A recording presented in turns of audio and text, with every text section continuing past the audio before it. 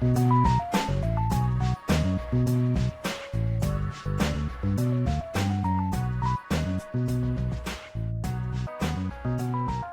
back to My Mythical Meta. My name is Travis, and I'm joined this week by my brother Benjamin.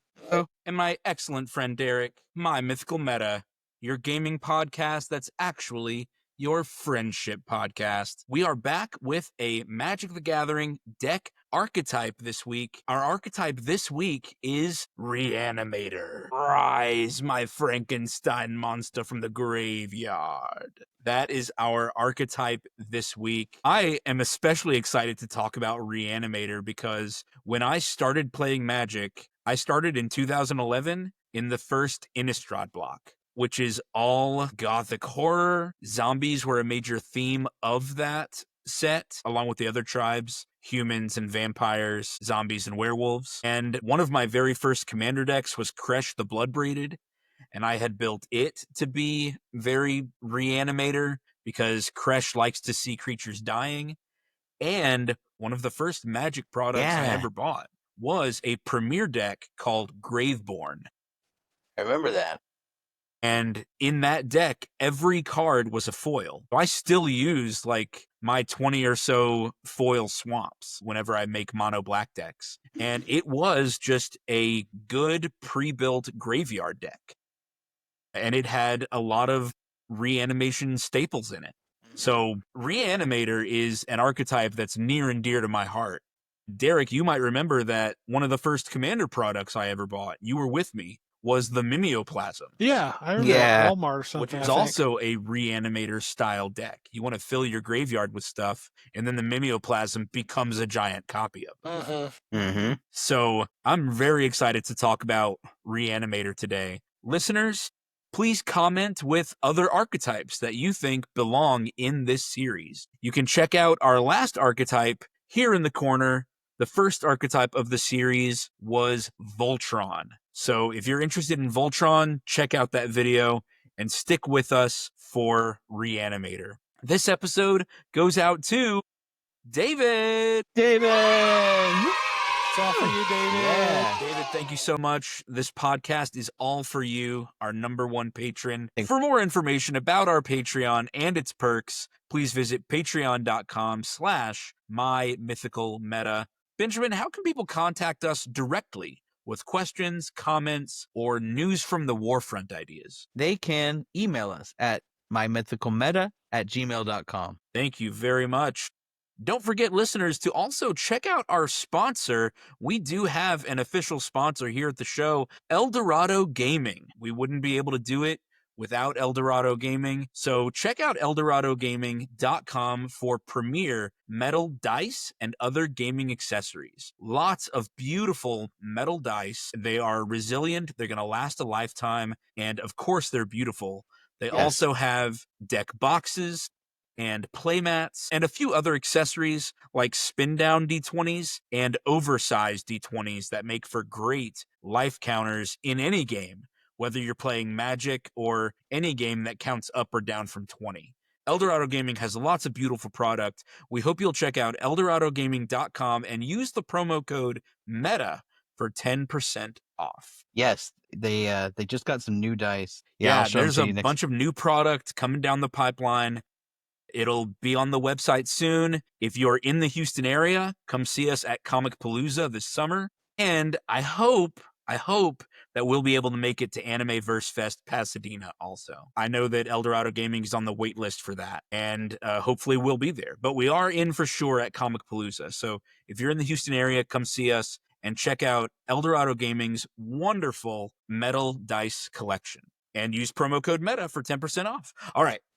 And if you don't want to hear us talk about them for a long time, next time you listen, join our Patreon and listen to us there, where that part will be cut out. Yeah, absolutely. All right. Today we're tackling an archetype called Reanimator. This archetype does exist in normal 1v1 Magic. It's very popular. It's been around since the inception of the game. Like, probably Alpha. Benjamin, do you know if Alpha had a lot of Reanimator strategy in it? Sure. I mean, I figure Black was doing this kind of thing. Yeah. I mean, wasn't Reanimate in Alpha?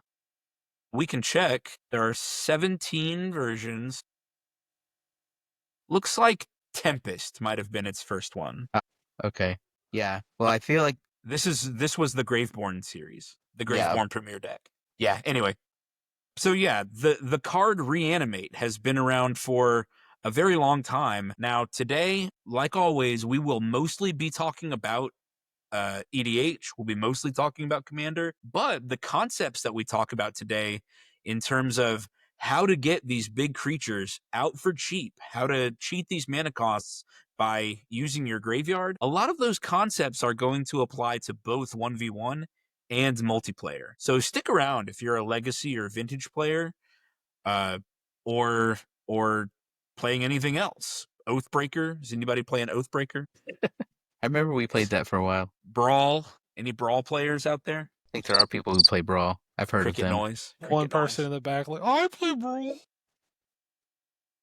I just Unfortunately, checked. Reanimate itself not legal in Modern. It wasn't printed in the Modern set. I did check though. Animate Dead was in. Okay, Animate Dead. There we go. There's in Alpha. Alpha Magic, Animate Dead. So this is a long-lasting strategy that's been in the game since its inception. So there's a lot of support for it, and we're going to go through a lot of the strategies for it. So Benjamin, start us off and tell us what the Reanimator strategy is all about, how it works. What's the goal here? Yeah. Okay. So Reanimator basically strives to cheat high mana costs, bomb creatures, or things like that by getting them into the graveyard quickly and then returning them to the battlefield for cheap. Now, we are going to focus on creatures in this episode, but it's not necessarily creatures. It could be high mana cost artifacts, enchantments, planeswalkers, but they find some way to get those things into the graveyard and then return them to the battlefield, sometimes over and over, sometimes just looking for that one bomb that's gonna close out the game. But that's what it's all about. Yeah, I mean, your goal with the Reanimator strategy, like we said, is to cheat high mana costs. So you're going to have a few bomb creatures in your deck.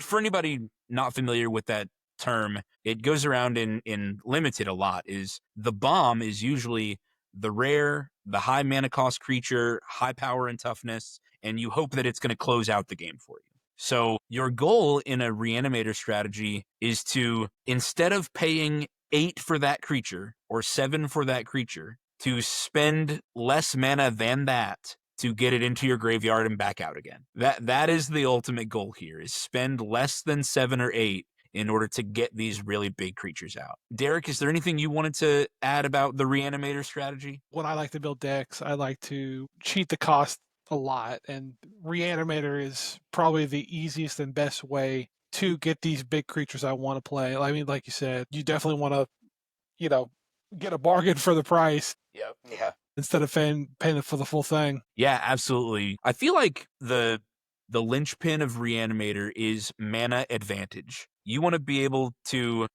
get more out of your mana spent than your opponent is getting out of their mana spent. The cards that end up on the field or the spells you cast, you want to be getting more value of their mana cost than what you've spent in actual mana. Yeah. I think with a Reanimator deck, I think the longer a game takes, the more turns that are passing by, the higher your chances of winning are because of that mana advantage. Yep, it's going to accumulate and snowball. Yeah. I think that is one way to build a Reanimator deck. I think the other way that'll become apparent as we talk about this is that it just gives you so many options, because it often is like playing with the graveyard in your hand. When your stuff dies, it doesn't stay dead. If you put 3 cards in your graveyard and you have a Reanimate spell in your hand, that Reanimate spell is any of those 3 cards, not just the one card you drew. And so even if you're just playing full cost to cast it out of your graveyard, just having that option means that you not only get mana advantage most of the time, but also you're always able to play what's most important for that situation. I think one of the biggest advantages of Reanimator is the versatility of your game plan. I agree. The ways that I've been most successful in getting Reanimator to work for me is having that incredible card selection, being able to treat my graveyard like a second hand. I'm not just looking at the 7 cards in my hand. I'm looking at 20 cards at a time. out of my deck. And we always talk about deck velocity and seeing the winning cards in your deck. Well, for a Reanimator strategy, seeing the cards in your deck is what you're all about. Yeah. Is seeing so much more of your deck than a normal traditional draw one per turn and be limited to those cards in your hand. Like a Reanimator, that's how I've managed to find success with Reanimator.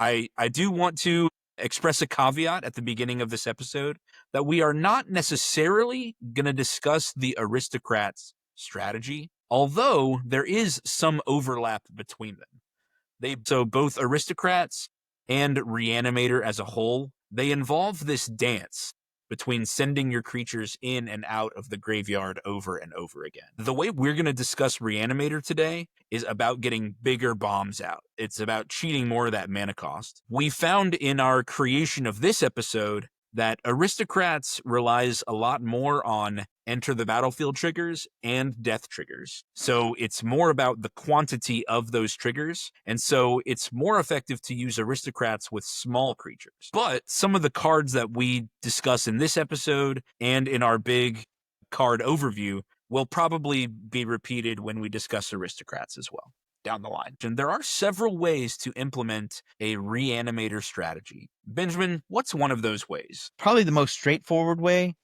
is using cards that let you tutor directly to your graveyard, and then using cards that get them out of your graveyard. So an Entomb plus a Reanimate, that's 2 total mana for any creature in your deck to be on the battlefield. 2 mana, and all of a sudden you may have gotten 8 mana's worth of creature. Yeah. Stick a Worldspawn Worm on there. For two Protean mana. Hulk, get even more value out. Yeah. A Protean Hulk, a Praetor. Yeah. I mean, if you stick Jin-Gitaxias on there, your opponents start discarding their hands. Yeah, turn 2 Jin-Gitaxias means that your opponents can't play the game, right? You've won on turn 2. Exactly. It's so incredible to tutor a creature from your deck or discard a card from your hand into the graveyard and then reanimate it directly out. Like I mentioned just a minute ago, self-mill is the way that I have found success with Reanimator, is use cards to just get my library into my graveyard and then play the game with a huge card selection. That way I can be flexible and have that toolbox where I can grab the card that I need for that moment and be a little more reactive in my play. That's how I've managed to find success in graveyard. Eric, how about you? Yeah, so as a green player, we don't have board wipes. We rarely have targeted removal that'll get rid of stuff. So the best way to do stuff is just by getting in the guts and just start beating them up. So just kind of swinging haphazardly, and if you die, whoa, I'll get them back. Yeah. But, you can keep doing that and whittle them down until, it's just like that thing we're talking about where the longer it takes, the better chances you are of winning. Yeah. I do have a recent deck where I kind of discovered this third way to make Reanimator work is to be a long game control deck where your deck is focused on control and removal. So lots of board wipes or lots of targeted removal. Do you guys remember I used to have that Cheville Bane of Monsters deck from Ikoria? Yeah. That was just lots of targeted removal. Yeah. And right now I have Massacre Girl Known Killer, which is just full of board wipes. And I realized that what's my win condition if my deck is full of board wipes? Reanimation is getting the cards that I've killed back out. You don't feel bad about board wiping anything because you can get your creatures back out. And the way that I decided to build Massacre Girl Known Killer is board wipe to my heart's content and then reanimate whatever my opponents had that was really good. So I feel like those are the main ways. Tutor and discard effects to get your creatures into the graveyard, removal or control to get creatures into the graveyard, to get your opponent's creatures into the graveyard, or self-mill to fill your own, or everybody mill. That's a way too. Benjamin, is there anything you wanted to add about those like main directions for Reanimator decks, the main game plans? Not right now. We have ways to talk about it in a second to go into detail. Yeah. But All let's right. talk about the pros, the strengths. Why would someone want to play Reanimator. It's about mana advantage. You want to spend less on whatever creatures you're getting than their normal mana costs. And that way, you come out ahead. You come out ahead of your opponents because the effects and the creatures you have are worth more than what your opponents have. Mhm. Because they're paying full price and you are shopping the discount bin. Yeah. Like you are rummaging in the trash for for the unmarked can and hoping that it has good food in it. Yeah. I feel like right along those lines is this feeling of power when you find the can, because when your opponents are playing on curve 1, 2, 3, 4 drops, they've got tokens, they've got some smaller creatures, whatever. When you play your 8 drop on turn 4, or It you've got warps the game. It's like a gravity bomb just hit the Yes. table, and everything is warped around it. Exactly. It's that same feeling of Voltron, except you can keep doing it, right? It's, Voltron is going to have a bigger creature, but you're going to have a lot of big creatures over the course of that game, unless your one Yep. creature got you there, in which case, great. And you don't care if it dies. You don't care if Yeah. Who cares if it dies? You just keep going. Mm-hmm. And that does feel so good about playing a graveyard or a reanimator deck, is who cares if it dies, I'll get it out again later. Yeah. That's, well, to be a dead horse, the resiliency you get out of that, where your strength is, a lot of people use like target removal or board wipes or whatever to deal with creature-based threats, and you built your deck to counteract that, and now they don't really have an option of how to do it, so it makes you so resilient to like typical decks, and people have to be really creative and have thought of this situation, Mm-hmm. or they don't really have any option other than to just gun you down as fast as they can. It's kind of funny, your opponents have to dedicate slots in their deck to deal with you, to deal with graveyard players. And we're going to get to that in just a second, but if you build your deck with no graveyard hate and then someone rolls up with a graveyard deck, you just feel stupid and helpless. Yeah. It's like, I knew I was going to come up with this and I just have no answer to it. Mm-hmm. Unless you do the plan, in which case you've robbed them of a card that they can't use to further their own game plan. Yeah. Yeah.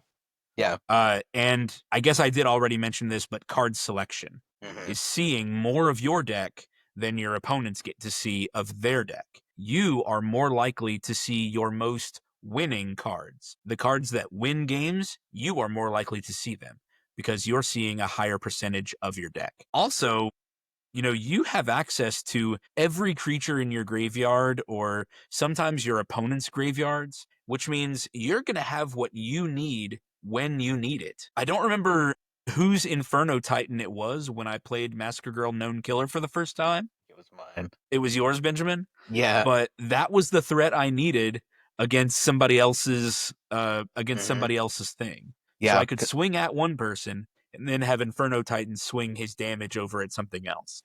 Yeah.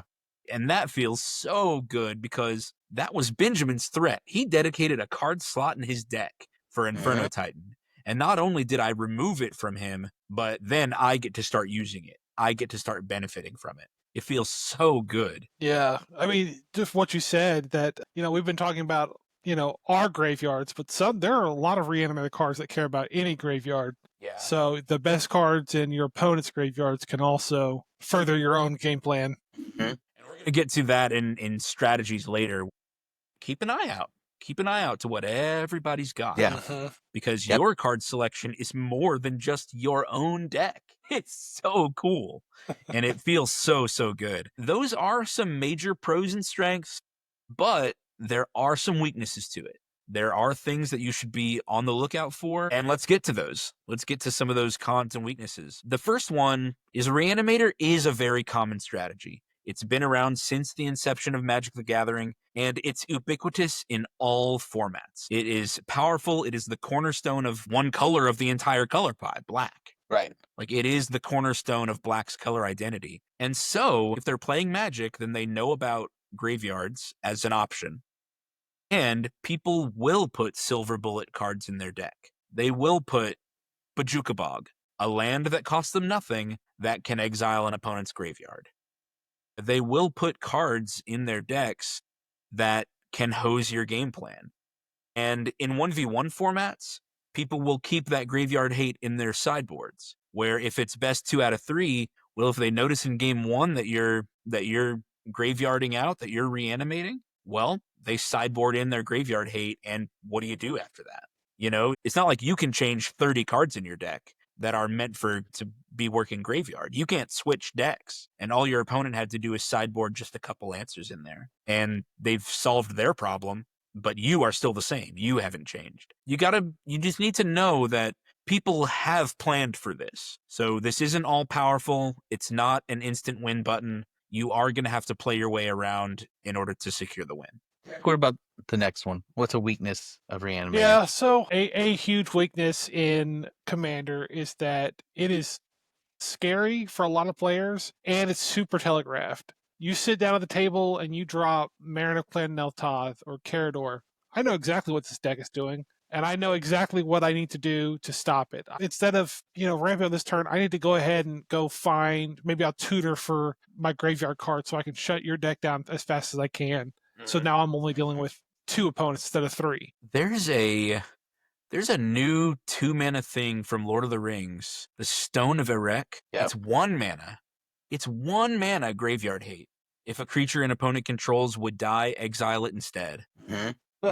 And you can It's sacrifice. 1 mana. And then if you get it late in the game and somebody's entire graveyard's full, well, you can get rid of the whole thing and draw a card, replace it.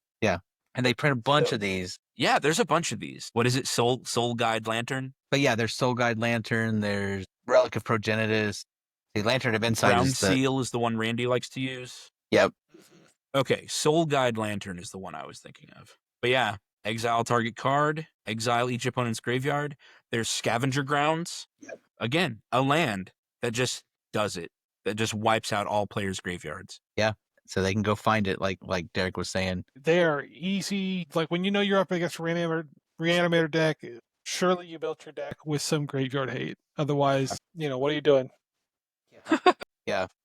Benjamin, Yeah. do this last one. Okay, so I've played lots of graveyard decks, and then like I said in the introduction, a Reanimator deck has 2 parts. The part that puts the cards in the graveyard, and then the part that gets them out of the graveyard. Magic is a game of variance, and it's very possible that you draw only one type of card. You draw all your mill cards, and you're like, surely at some point I'm going to hit reanimation or something, and you don't. You just, every card you draw is more mill or more discard.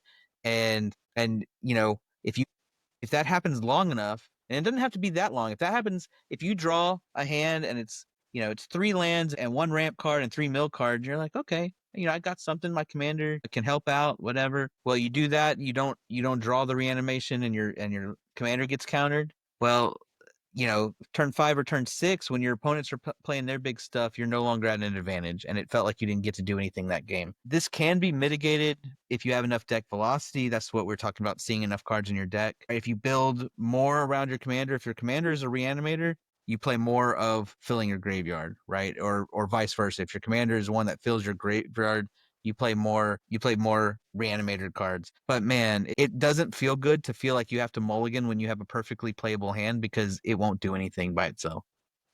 Right? Yeah. You got all your colors, 3 playable cards, a ramp spell, and you might even be able to get to your commander, and you're like, I can't keep this because all it does is put 20 cards in my graveyard while I twiddle my thumbs. Yeah, that can feel really bad. And so consider these weaknesses when you decide to build your Reanimator deck. Wizards has created this entire archetype. There's tons of support for it, but everybody knows about it.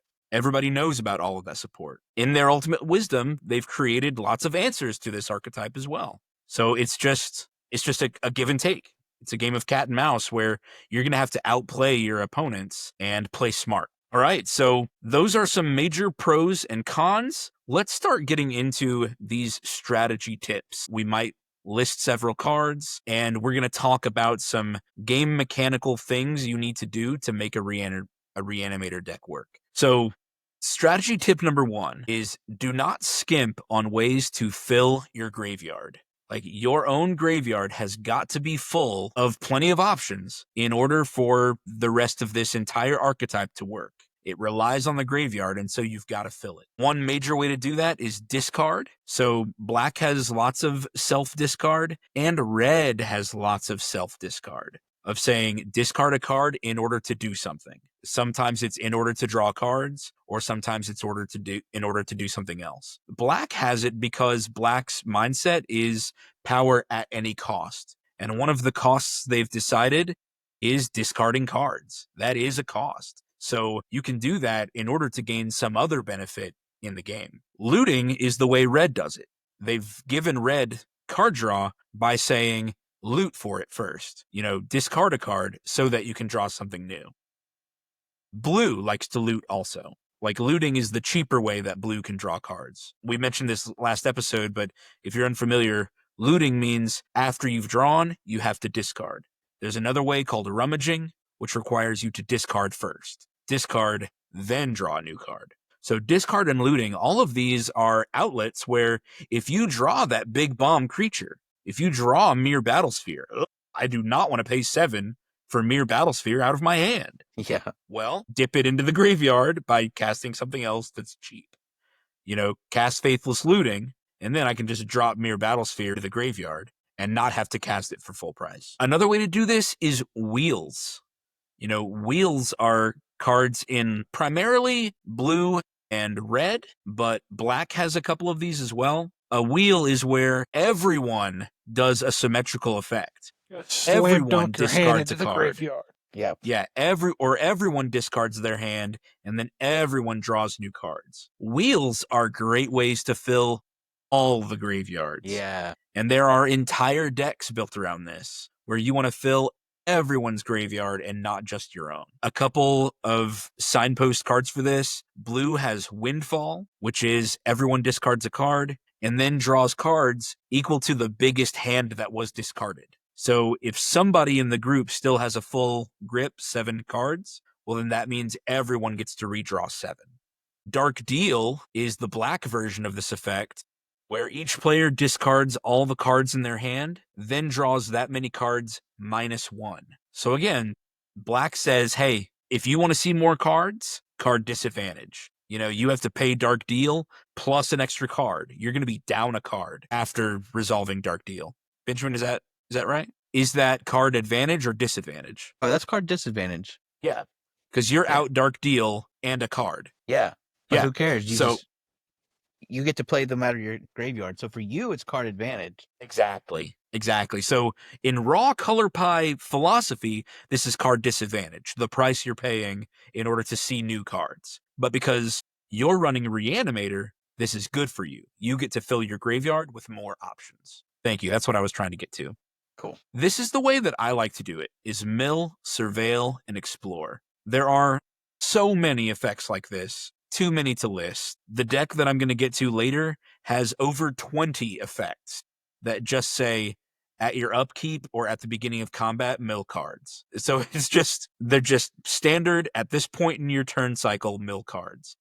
And I've played that deck before where each turn I'm getting over 10 cards in my graveyard. So self-mill, surveilling, and exploring are great ways to just fill your graveyard up. We did mention earlier some tutors. Some tutors are designed specifically to do this. I think the signpost tutor for reanimation is Entomb. Let's look that up. 1 mana, put something in your graveyard. So easy. There it is. 1 black mana, search your library for a card, put that card into your graveyard, then shuffle. Only you instant get to do it. speed. There's another one called Buried Alive, Yeah. which is each player. Nope. Oh, no. So Buried Alive is also just you, but it's 3 mana for 3 creatures. So the same rate, it's just all on 1 card. Yeah. Both of them are great in Reanimator decks. So tutors that get your creatures into your graveyard. And lastly, this is kind of a roundabout way of doing it after you've already got something on your board, but sacrifice effects. Once something's on your board, you can get it back into the graveyard in order to use it again. This is great for creatures that have enter the battlefield effects or death triggers. You want to be in control of that. You want to be in charge of saying when your creature dies. Okay? Don't give your opponents that power. You want to be in power. So there are lots of cards called altars that just say sacrifice a creature, and then give you something. There's Ashnod's Altar and Phyrexian Altar, which I feel like has come up in our last 4 deck techs, maybe. They're good. They're so There's a- good. There's a reason To they're expensive. Yeah. trade a creature for mana. You're trading your board presence for a resource that you can use to further your board presence. You get to, it's a currency that you get to spend. Spend the creature for mana. One that I especially like for Reanimator specifically is the Altar of Dementia. Because the Altar of Dementia is sacrifice a creature so that target player mills. You can make an opponent mill, or you can mill yourself. Yeah. So it's not great. only can you get your creature to die when you want it to, but you can also fill your graveyard with more if you want. Altar of Dementia is great because like you said, you can fill your own graveyard with it, but you can also at the very end, if you've got enough board presence, you sack your board to mill somebody else all the way down. And you say, okay, pass turn. Oh, you Pass lose. turn. Interesting. What you got? Yeah. Altar of Dementia is really good for this. And here's another card that came up in a past deck tech. Martyr's Cause is sacrifice a creature, in order to prevent damage. A great defense card so that you can say, okay, whatever creature I've got, you need to die in order to protect me from whatever somebody else has got. Protect me from damage from a source. So utilize these altars and these sacrifice effects because these put you in the driver's seat of when your creatures die. Very important. Is there anything you guys want to add about filling your graveyard? You want to make sure that your deck has lots of this, and the reason that I like this tip is I always pick a commander that's got the recursion part on it. Yeah. Like Muldrotha, you need a bunch of this because Muldrotha takes care of the getting it out of your graveyard part. Stuff like Precisely. that. Yeah. One cool thing is there are so many cards that just tack on mill, surveil, explore, discard, whatever. Cheap. And you can do these things as part of your other stuff, right? So there's like, as an additional cost, discard a card, destroy target creature. As an this taps for mana, but you have to mill a card, right? Like what's the one that does that? Milliken or deranged assistant. Both of those, right? There's cards. Oh yeah, Stitcher Supplier is great because it enters and then you sack it to one of your altars and that gets you 6 cards in your graveyard. So good one for bringing Stitcher up there. Supplier is one of those cards that we see in Modern for people running Tarmogoyf decks. Yeah. Or running Hogak. What was his name? Hogak? Yeah, well he's banned. Is Hogak banned now? He was banned. Banned. Yeah, he was banned a long time ago. Not in Commandy, baby. Nope. He'd be an interesting commander. I got one Hogak. I think maybe I got 2 Hogaks. I think I sold my Hogak before it was banned. Smart. I think I sold it at that Grand Prix we went to. I think that's where I got mine. Yeah. Were they? I think I sold mine there because I think I sold them for $20 or $40 or something at the time. Yeah, look at him, less than $2 now. Yeah, because he was banned right after that. Look what they did to my boy. But what I was getting at is like you mentioned all these effects, but it's so easy to get them tacked onto your ramp, your interaction, your whatever it is, your board wipes, even that Your card draw. Yeah, your card draw is a big one, absolutely. So just make sure that when you're trying to decide, do I want this one or that one, pick the one that puts stuff in your graveyard because it's like drawing a card. Yeah. Out of these options that we mentioned, I know I have my favorite. Do you guys have your favorites? I like looting. Looting is so good because it lets me decide. So one of the things I mentioned earlier about how sometimes you draw the wrong half of your deck. Sometimes you mill your reanimation spells and draw your bombs. Like that one hurts. Yeah, that feels awful. But looting, so for example, faithless looting, like thanks Travis for pulling that up. You draw 2 cards and discard 2 cards. But right before I do that, I'm looking at my hand of cards that's now 2 cards bigger, and I get to pick which 2 of those are going in the graveyard. Looting is relatively cheap compared to other forms of card draw, and I can put exactly what I want in my graveyard and keep exactly what I want in my hand. I like that sort of effect a lot. Yeah. What about Derek? you? What's your favorite? I think my favorite is self-mill. Feels the easiest to do. It feels the fastest to do. There's tons of mill cards. Just quantity. Yeah, Yeah. I think it's just a Just quantity chant thing as traumatize for much me. yourself. of my deck into the graveyard as I can. Yeah, which, you know, I think, you know, if you're targeting other people's graveyards, wheels might be, I guess, faster, like a per card like churn or whatever. But self mill, I feel like I really kind of have better control of what's going on. You know, I guess it feels less random to me than some of these others. Yeah. Although looting is great. I mean, I like self mill because there's so many ways to get my lands back out. I can pick Yeah. spells that have flashback. I can pick creatures that have unearth or embalm or eternalize. Like, I can build my deck in order to take advantage of the self mill. And if my commander is the recursion piece that I need, I mean, it's like I pull my opening hand and my commander is just there. It's in my opening hand too. So now I know that if I have an entire hand full of self mill, I still know that I have a way to recur them if I pick the right commander. Yeah. Which is, like I've mentioned a couple times, that's how I have found success in building Reanimator. There is one other way that I can think of off the top of my head to put things in graveyards that we didn't really mention, and that's with things that have an activated ability in your hand. Channel, evoke, which isn't an activated ability, but it basically is a spell that puts the creature directly in your graveyard. Those sorts of things lets you kind of play control early or do things early and then get a big creature with an effect later. We also didn't mention one of the biggest ones, which is Dredge. But yeah, that's true. So true. yeah. If nothing else, you're playing your Deckmore Salvage and your Life from the Loam in your self-mill deck. Yeah. But Dredge is self-mill. Like, that goes in there. Yeah, for sure. Yeah. Cool. All right. Well, that's half one is filling your graveyard. What do we do next? All right. Rule number 2, you got to get them out of your graveyard. And there's a couple ways to do that. You can have your targeted reanimation. That's going to be the cheap stuff. That's going to be your reanimate, your animate dead, stitch together, persist. Those are the cards. They only cost 1 or 2 mana, at worst 3 mana, and you're getting something big. You're picking your one thing. You know, you're picking Zatalpa, you're picking a Titan or something like that, and you're saying, all right, I just paid 3 mana, 2 to put it in there and 1 to get it out. What you gonna do about it? I'm about to run away with this game. And you pick a Titan, something a Praetor, an Ancient Dragon. Like, yeah, the biggest, baddest creatures in Magic are coming down, and you've only spent 3 mana to do it. Like, It's just awesome. it's turn 2. So you know what? I entombed it, and then I reanimated it on turn 2, and now you're sitting there.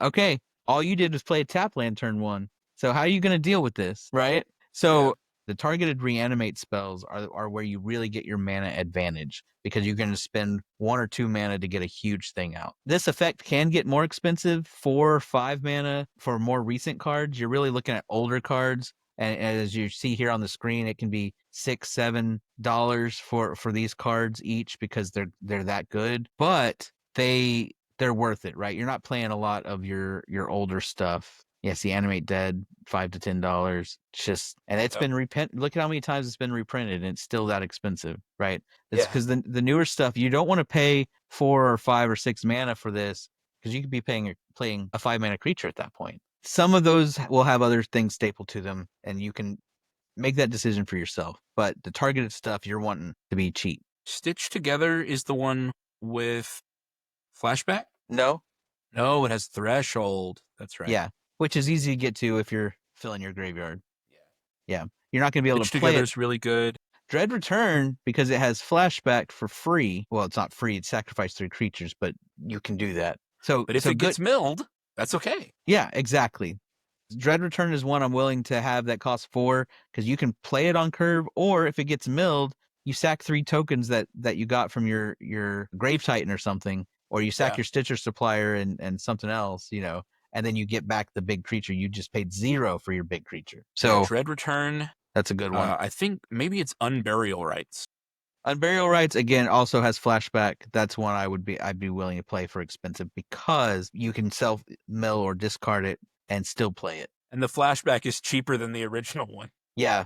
I used to have in Standard, I had a deck built around Liliana the Veil. So you play Liliana on turn 3, and you discard Sun Titan, and then you discard again Unburial Rites on turn 4, and then cast it to get back your Sun Titan and whatever else you've stuck in your graveyard.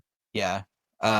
So that's kind of showing you how this stuff works. You can put your stuff in your graveyard, get it out. You'd have a turn 4, or if you were really lucky, you had a mana dork, you might have a turn 3 Sun Titan, and then you're just sticking stuff in your graveyard to get back out. Okay, so that's your targeted reanimation spells. So Chaz just made a good point by showing us these cards. You either want ones that you can play from your graveyard, or you want ones that are super cheap so you can get your mana advantage out of them. Another kind of recursion that you would want to play is mass reanimation. So that's going to be things like your Patriarch's Bidding or your Open the Vaults, or one of my favorites, Primeval's Glorious Rebirth. Open the Vaults gets all your artifacts and enchantments into play. Well, everybody's. But of course, each one of these, a lot of these are symmetrical, but you built around it. You've just stuck 20 cards in your graveyard. They might have only the artifacts that have been killed to that point. So they might get the Soul Ring that Travis killed on turn 2 back. And that's not nothing, but you've just, you're getting back your Mirror Battle Sphere and your Chroma's Memorial and all the stuff like that. Yeah, Living Death, same thing, right? Everyone gets all their creatures back. You destroy all the creatures on the field, get all your stuff back, and everybody else does. But you're likely getting 5 to 15 creatures while everybody else is likely getting a 2 or 3, and yours are bigger if you've played it right. I said Patriarch's Bidding, that's where everybody picks a creature type. So this is going to be if you're in zombie tribal, or if you're in. But this is so good. Yeah. I have been on the receiving end of a Patriarch's Bidding where I was also playing tribal at the time. So well, the thing is, I don't know. You got to be wary. Yes. So you have to play it right, right? You're playing Patriarch's Bidding, not just. I wouldn't play it in any tribal deck. I'd play it in one where it's self mill, like a zombie deck or a vampire deck, where I have a lot of cards going to the graveyard on purpose. If they're playing an elf deck, they're putting their elves on the field, right? Now, after a board wipe, a Patriarch's Bidding is going to help them too. But if you played your Patriarch's Bidding before a board wipe, you get a bunch of stuff back. It just depends, right? One of my favorite mass reanimation spells is actually Grimoire of the Dead. Yes. So it lets you discard cards to put a counter on it. And then when you have enough counters, you sacrifice and put all creature cards from all graveyards onto the battlefield under your control. So it gets everybody's stuff, but you can be discarding the cards you want to reanimate with it. I think that's pretty cool. It gives you your discard outlet for the rest of your game plan. You could be reanimating those. You don't have to wait for Grimoire to get 3 counters, but then you're going to get everybody's stuff. So if you're playing something like Mesmeric Orb that's milling everybody, including you, then Grimoire of the Dead's going to get all that stuff. I like that sort of mass reanimation spell. And then you were about to look up Primeval's Glorious Rebirth. That's basically everybody returns all legendary permanents. What's the one with Scott Liliana? I think Primeval's Glorious Rebirth is just you. You. Return all legendary permanent cards from your graveyard to the battlefield. Even better. Randy has this in his Shrines deck because every shrine is legendary. It's legendary. That's gross. Check out that deck tech right here. I played in my Ravos and Timna deck because I play everything's legendary. It's legendary matters. Yeah. Yeah. Oh, it's just you. That's even better. Better than I thought. Yeah, it's really good. So that's your... Oh, wait.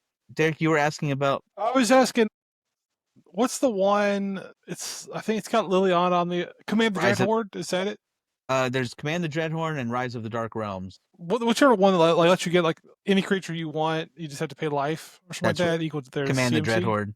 Yeah. Yeah, that's a good one. That is a good one. Yeah, that's really good. You pay 6 and you get as many as you want as long as you have the life for it. Yeah, as many creatures in anyone's graveyards as you want. It's insane. And planeswalkers. Yeah. You can get planeswalkers back for them. So, listener or viewer, as you were watching this, you saw that Command the Dreadhorde, Primeval's Glorious Rebirth, Patriarch's Bidding, Open the Vault, these are costing 5, 6, 7 mana, but it's worth it because you're getting a ton of creatures.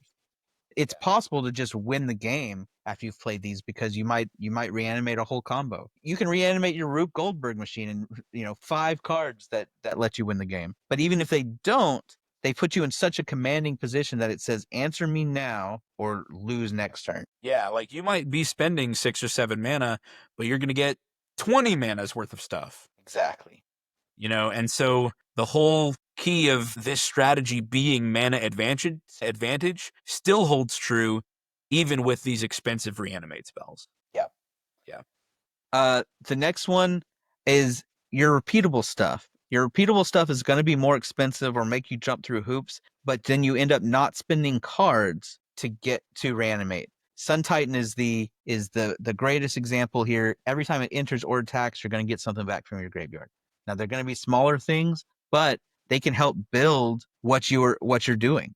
Right? A really good one is Godpharaoh's Gift. Well, yeah, I love Godpharaoh's Gift. Godpharaoh's Gift costs 7, but it gets you something right away, and then every turn it gets you something.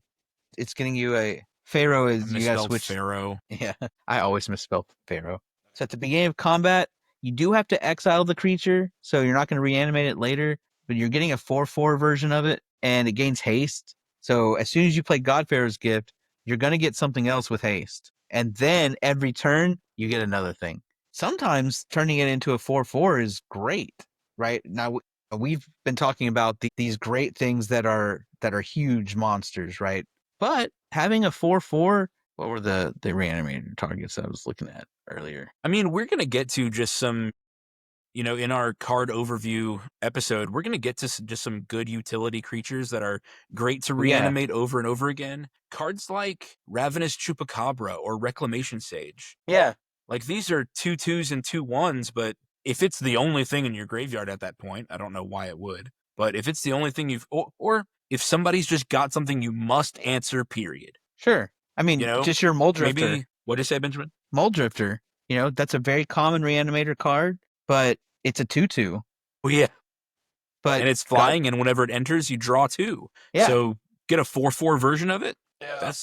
That's only good. Yeah. Or also, like your commanders, a lot, I'd say over 50% of them are 4/4 or less. Sure. And so you can keep throwing those bodies at someone until they're forced to block with their commander or take 4 damage. 10 turns of that, they're dead from just one creature. So if you keep doing that, you might get some favorable trades for something you didn't care about. It's a token. Who cares? Yeah. And what I love about these repeatable ones is that sometimes they do take some mana to set up, but then you get to keep filling your graveyard and getting more and more, and it builds. It snowballs into you're getting these huge creatures, right? There's Deadbridge Chant, which does it at your upkeep. You get a creature at random. There's we were talking about Chthonian Nightmare, which is so Deadbridge Chant here. First, it mills 10 cards, so it fills your graveyard for you, and then at your upkeep, you get a card at random, and if it's a creature, it goes to your graveyard. Well, here's the thing. It goes onto the battlefield. Sorry, it goes onto the battlefield, and if it's anything else, it goes in your hand. Well, here's the thing. You're playing a Reanimator deck, so if it's not a creature, then it's probably a reanimation spell or something that fills your graveyard. Yeah. Like it's something that's going to further your game land. plan. Hey, land's not bad. Free land in your hand. It's still an additional draw. Yes, and every once in a while, it's a creature. So this card is fun to resolve when your graveyard has 30 cards in it. Yeah. Because I just take my graveyard, shuffle it, and hold it out for somebody else to pick a random card. Yep. So there's several that have activated abilities that say put a card. So similar to Godpharaoh's Gift, he's doing Chthonian Nightmare. This one, you're going to need a little bit of energy if you want something bigger than 3 mana value. But yeah, basically you sacrifice a creature and return this back to your hand, and you pay energy, and you get something worth that energy. It only costs 2 mana, though. So, I mean, this is pay 2 mana and sack a creature to get a 3 mana creature from your deck. And if you get anything smaller, you can start building the energy, even if your deck isn't built around energy. So I like these because they let you invest a little bit up front to just build value every turn while you're doing other things. The last one I want to talk about is kind of your incidental reanimation stuff. So you're playing the card, usually it's a removal spell, but then it also gets you something back. So this is going to be your Necromantic Selection, Blood on the Snow, or Black Sun's Twilight. These are cards that kill something or a lot of things and then return. So Necromantic Selection here destroys all creatures, then you return a creature from your graveyard to the battlefield. So a graveyard. So actually, if someone's got a huge thing that you want to kill, you get it back with Necromantic Selection. You can take their stuff.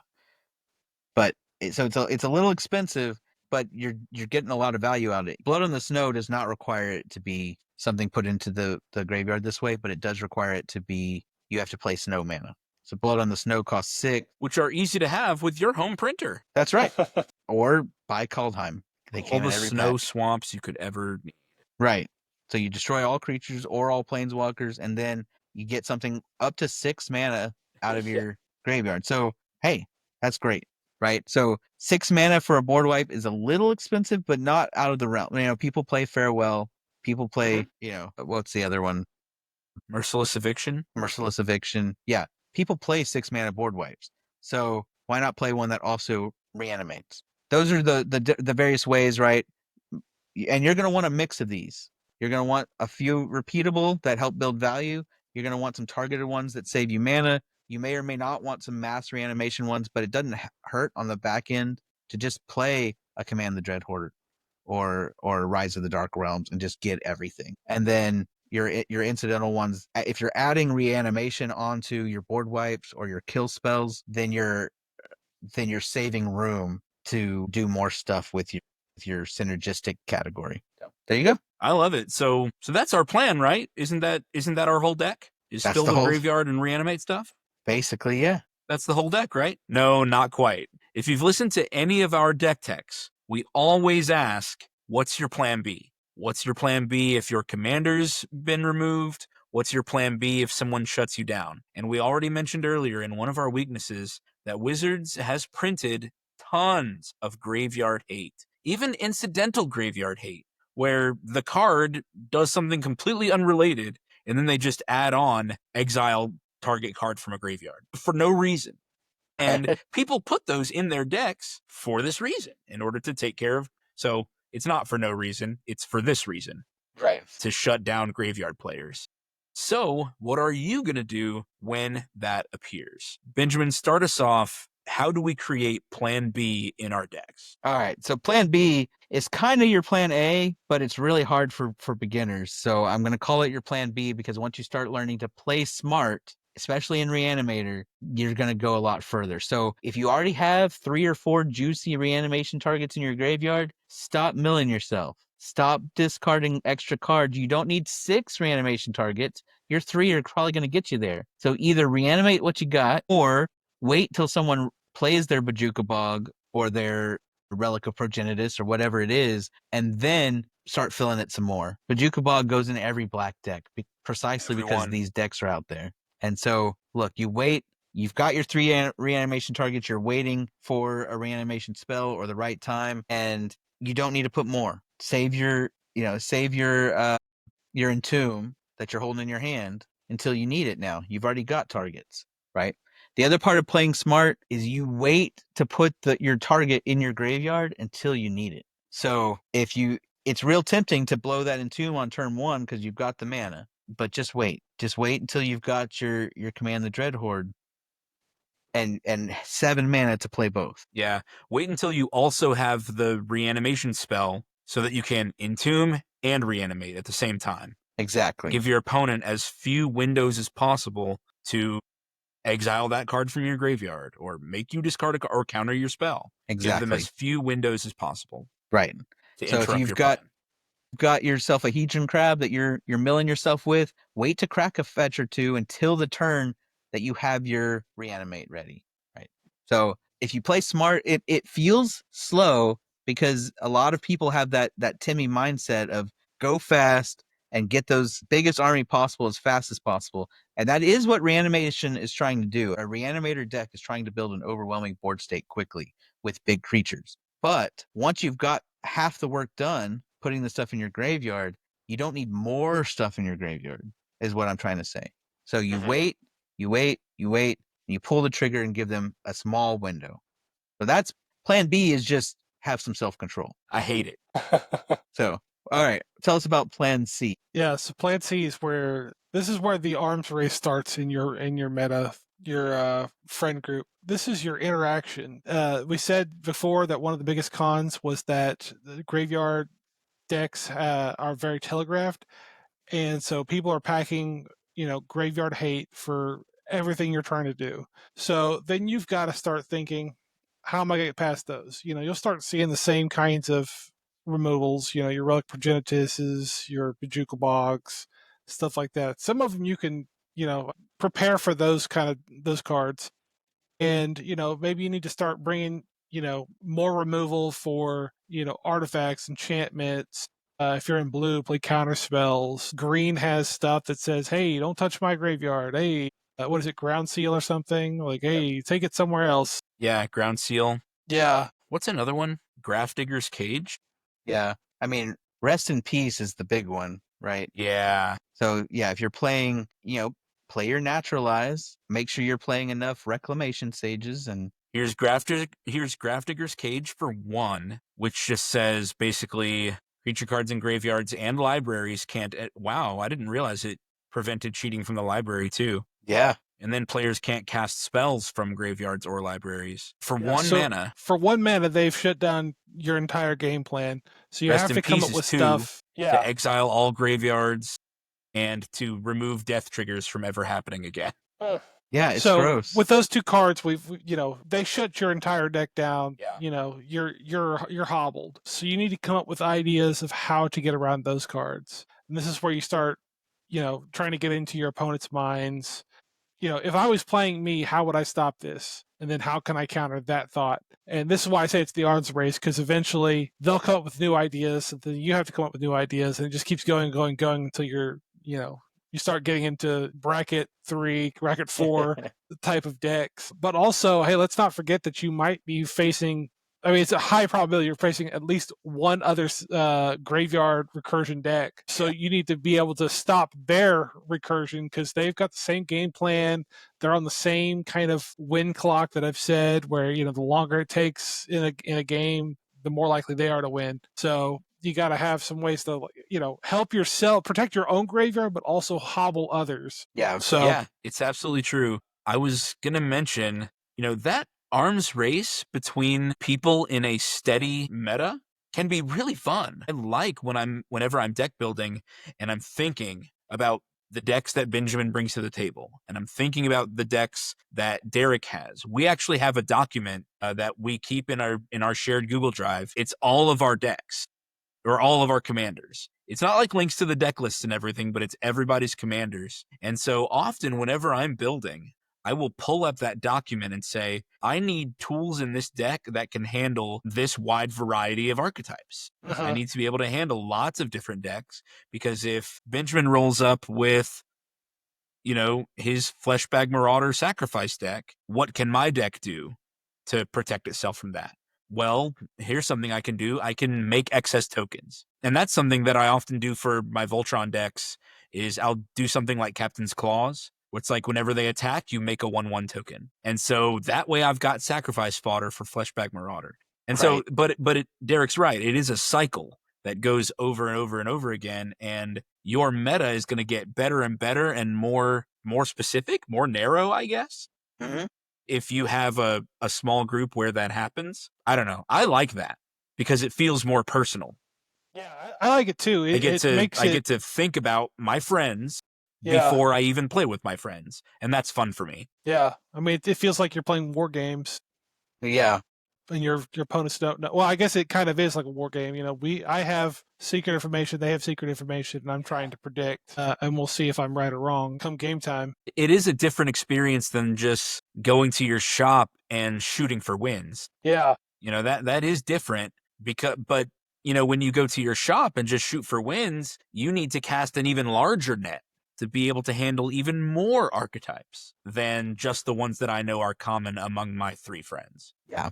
So plan C is important. You need to include not just ways to put cards in your graveyard, not just ways to get them out, but also ways to shut down a Rest in Peace, a Leyline of the Void, a Relic of Progenitus, a Bajuka Bog. You need stuff that counteracts that. It could be counter spells, it could be reclamation sages, just to naturalize whatever it is you want it to be, but come prepared and put that stuff in your deck. So if we've gotten to plan D, then that means you can't reanimate your stuff anymore. You can't cheat that mana cost anymore. So what do you have to do to cast your spells if you can't cheat the mana cost anymore? Cast them for full price. Ramp. Ramp is, and this was true in Voltron too. I think it's just becoming true in My Mythical Meta stance, is you need more ramp than you think you do. Yeah. 10 ramp is probably not enough anymore. Yeah, with plan C, you can prepare for anything, but at the end of the day, it's 300 cards versus your 100 cards. You can't prepare for every situation. You can't have an answer for everything. Eventually, you'll get to plan D if the game goes on long enough, which is what graveyard decks want to do. So being able to cast these things, while you're, hey, I'm saving money here by getting this Shieldred or whatever out for 2 mana. Let me invest the other 5 or 6 mana that I didn't have to spend into more ramp to accelerate, so that way I can start doing multiple things out of the graveyard a turn, or I can just start, graveyard here and then hand here, keep Exactly. Sometimes you're just going to have to raw dog cast a spell. And it's going to hurt, but ramp in the early game so that you can do it. There are alternate ways to cheat spells also. It doesn't have to be from your graveyard. You can cheat things from your library also. There are some cards like Tooth and Nail or Monster Manual that can help you do this. What's the one I like? Lurking Predators? Yeah. Lurking Predators. Let's pull that one up. My Joda You can deck, tell I've looked it up before. Yeah, my Joda deck is all about cheating. It's not really a graveyard deck, but it's about cheating stuff for very cheap. But again, it requires Joda to be on the field to cast these guys for cheap. First 5 turns I'm ramping as fast as possible. But if Joda gets removed, hey, I've got 10 mana. I can start. You can start just casting this stuff for full price, because if your opponents have not ramped that much, they won't be able to catch up to you. And it's still the mana advantage game. If every turn you're spending 3 more mana than your opponents are, you will outvalue them. You will outvalue them and get more mana's worth of cards onto the board, which is what we wanted to do in the first place. Mm-hmm. I do want to caution, if you go too far all in on Plan D, you just become a ramp deck, which is okay. That is a great archetype, and we all have decks that are built around that, and it works, but it's not the same deck. Not a Reanimator deck anymore if you've gone all in on that. Yeah, if you put too many cards in ramp, you're starting to eat into fill your graveyard cards or your Reanimator cards. So your ramp cards need to be focused, and when we go over in our next episode cards for Reanimator, we'll talk about ramp cards that also fill your graveyard or also reanimate stuff, and you can build that synergy. So we're not saying just put a bunch of 2 mana ramp artifacts and all your green ramps, 2 mana green ramp spells, and say, all right, I put 20 ramp spells in my Reanimator deck. Probably not like that, right? But cards like Lurking Predators or Monster Manual lets you get those cards into play without them having to go to your graveyard first. Excellent strategy. What is Monster Manual? So it's you may put a creature card from your hand onto the battlefield. Yeah, for 2 mana. Fauna Shaman? Fauna Shaman lets you get one from your deck after you discard one. So Fauna Shaman is a great way to fill your graveyard. You discard the reanimation target and you go Elvish Piper. Elvish Piper is the one you're thinking.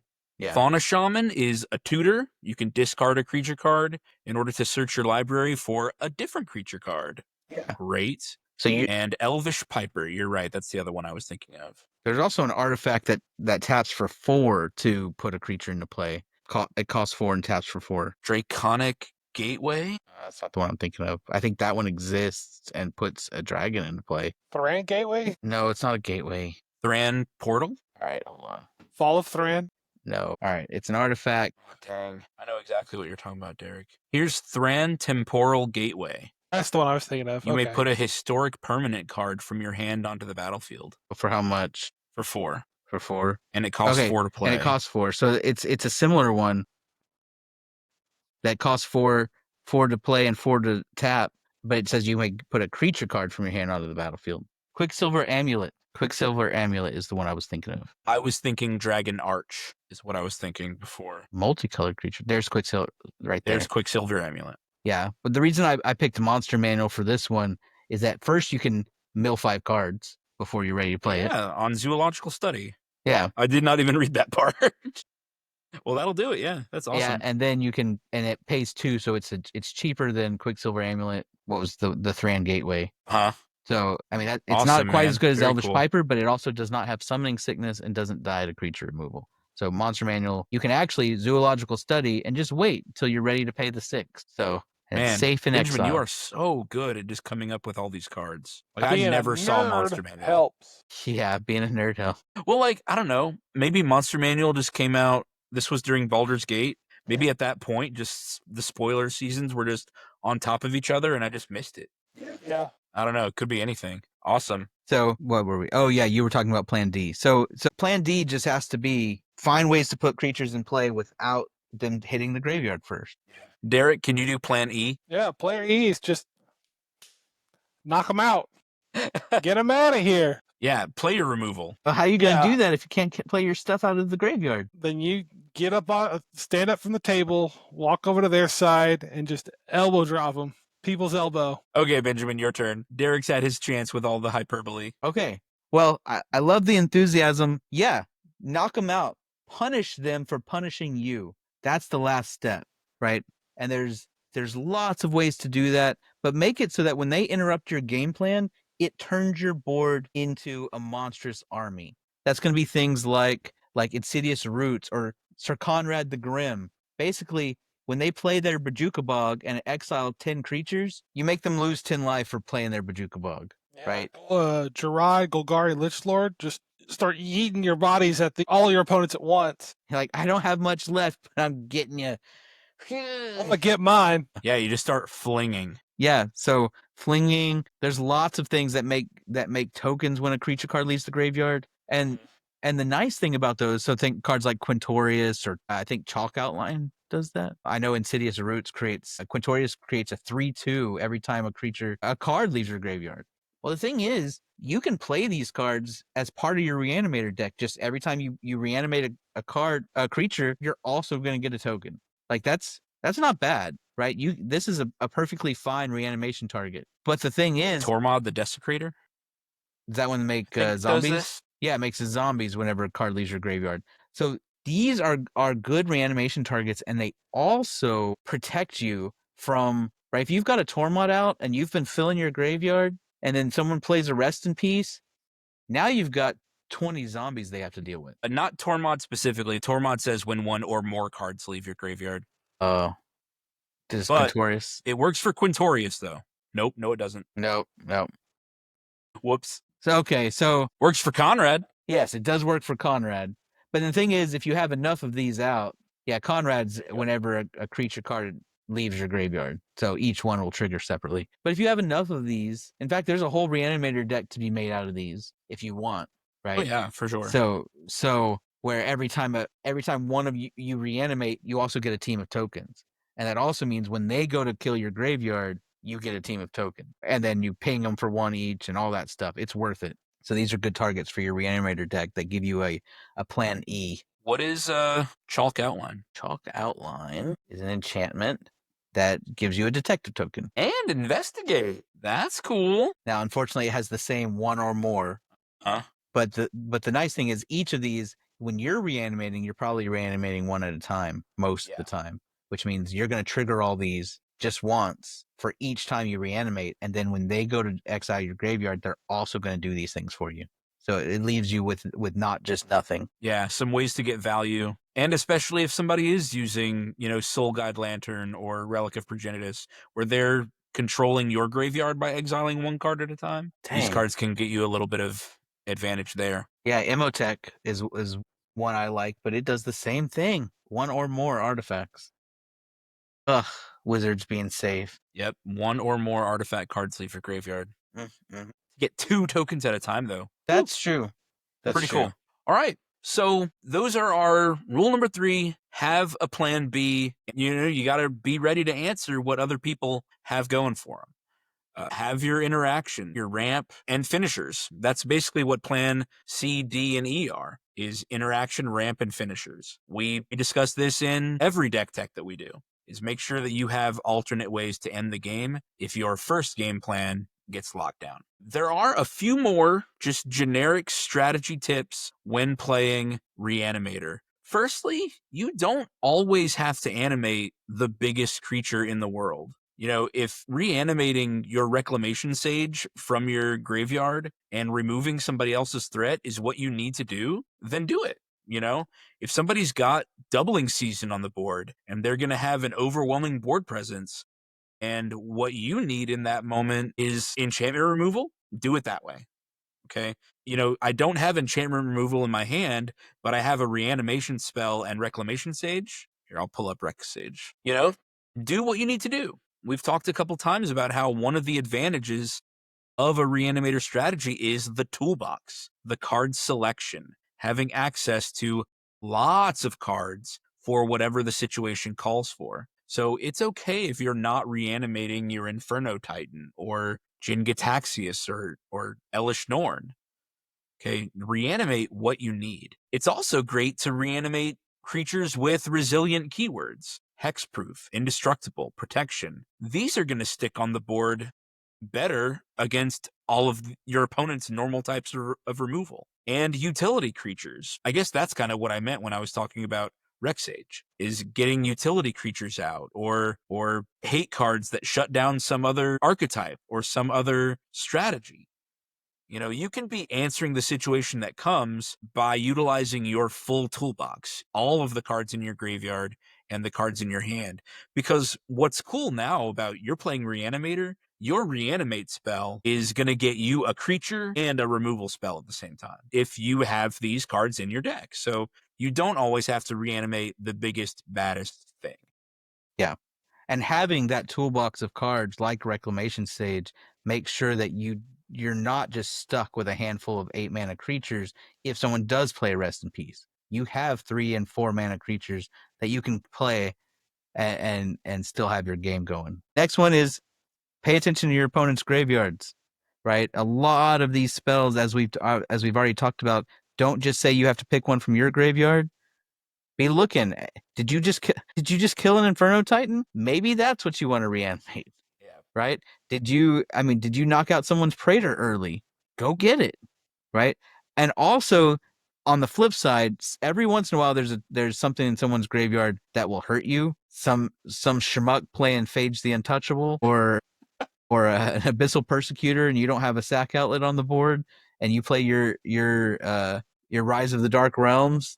Maybe you shouldn't do that, right? So just keep an eye out on what's in other people's graveyards. It matters more in a Reanimator deck than it matters in most decks. You'll have to pay attention. Be the person asking, you know, hey, what's in your graveyard? Or if somebody else plays Faithful Looting and they said, okay, well, I draw 2 cards and then I discard these 2. You're running Reanimator, so you should be asking, hey, what did you discard?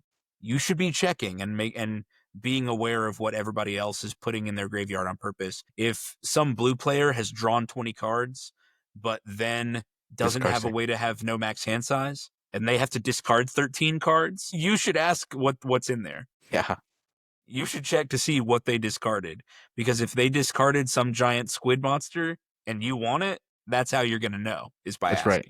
And it's real common, at least in our meta, to say, hey, I have 9 cards in hand. I got to discard. Well, while I'm thinking about it, you can go ahead and go. And then no one notices what gets discarded. So, yeah. But if you're playing Reanimator, make sure you're asking, especially if you're the next player. It's like, I'm going to wait to see what Randy pops into that discard pile. Thanks. That's right. Yeah. All right. Derek? Yeah, so this whole kind of thing we've mostly been talking about is kind of really been about creatures, but Reanimator doesn't just mean creatures. You know, you can reanimate artifacts super easy in red. That's like one of red's biggest shticks. Absolutely. Is doing that. And also it's less common, but there are enchantment Reanimator commanders like Gin, Arcanum, Seeker, or something like that, who can get enchantments back on the field. There's some that care about auras. Can Hannah do it? The ship's navigator? Yes. That Tameshi. was Tameshi. Yeah. Is that right?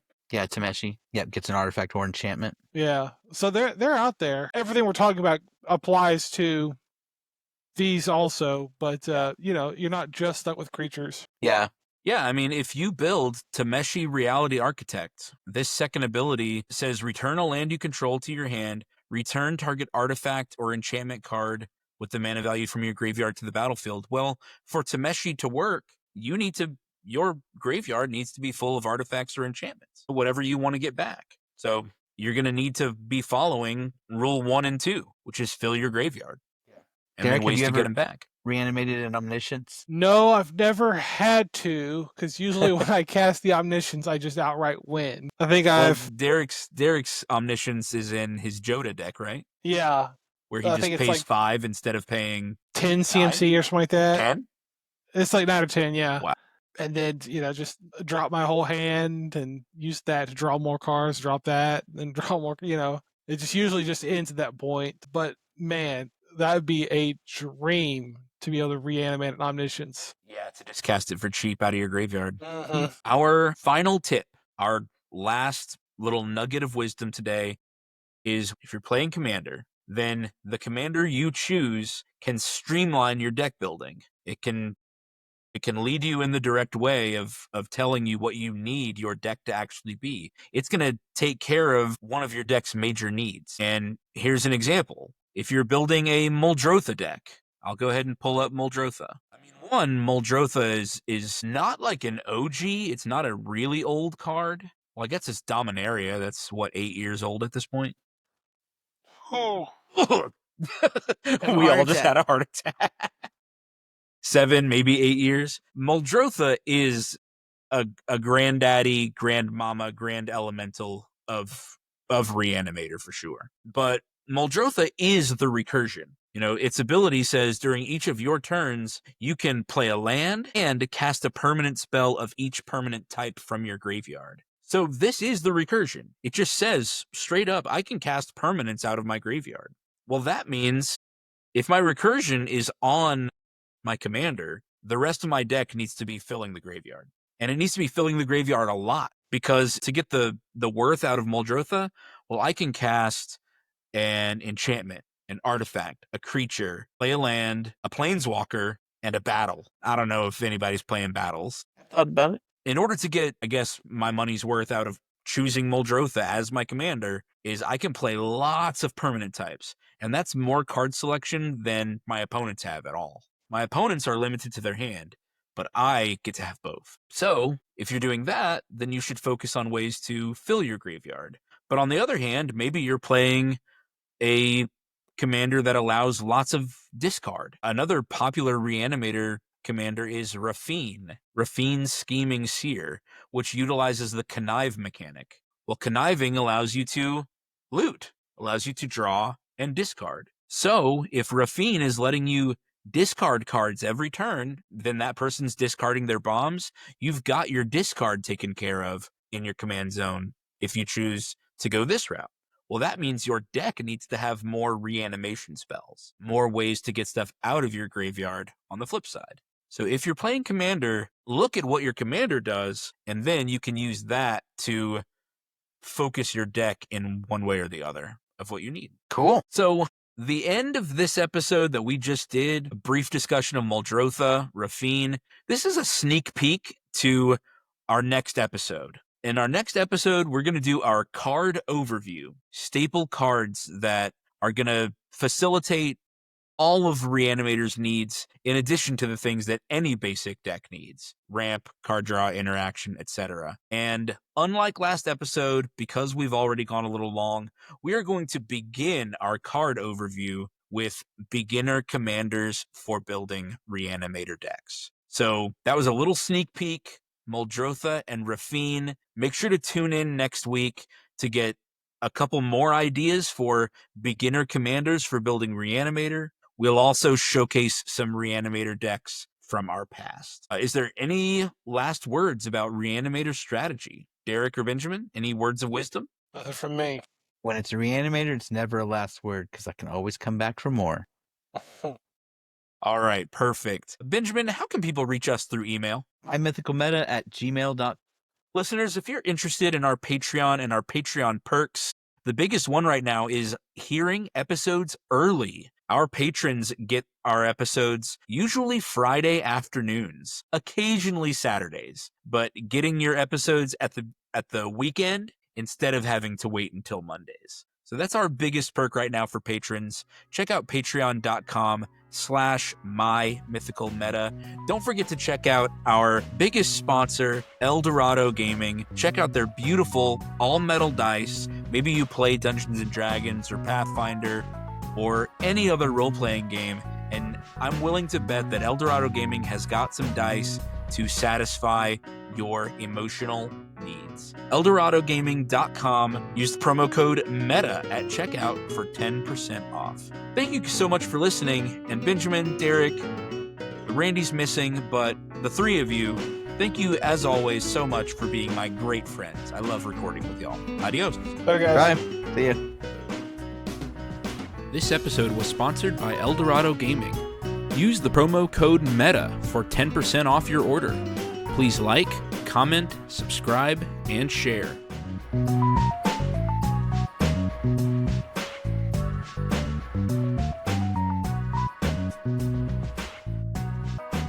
Welcome to My Mythical Meta, your gaming podcast that's actually your friendship/magic podcast. My name is Travis, and I'm joined this week by Benjamin. Hello.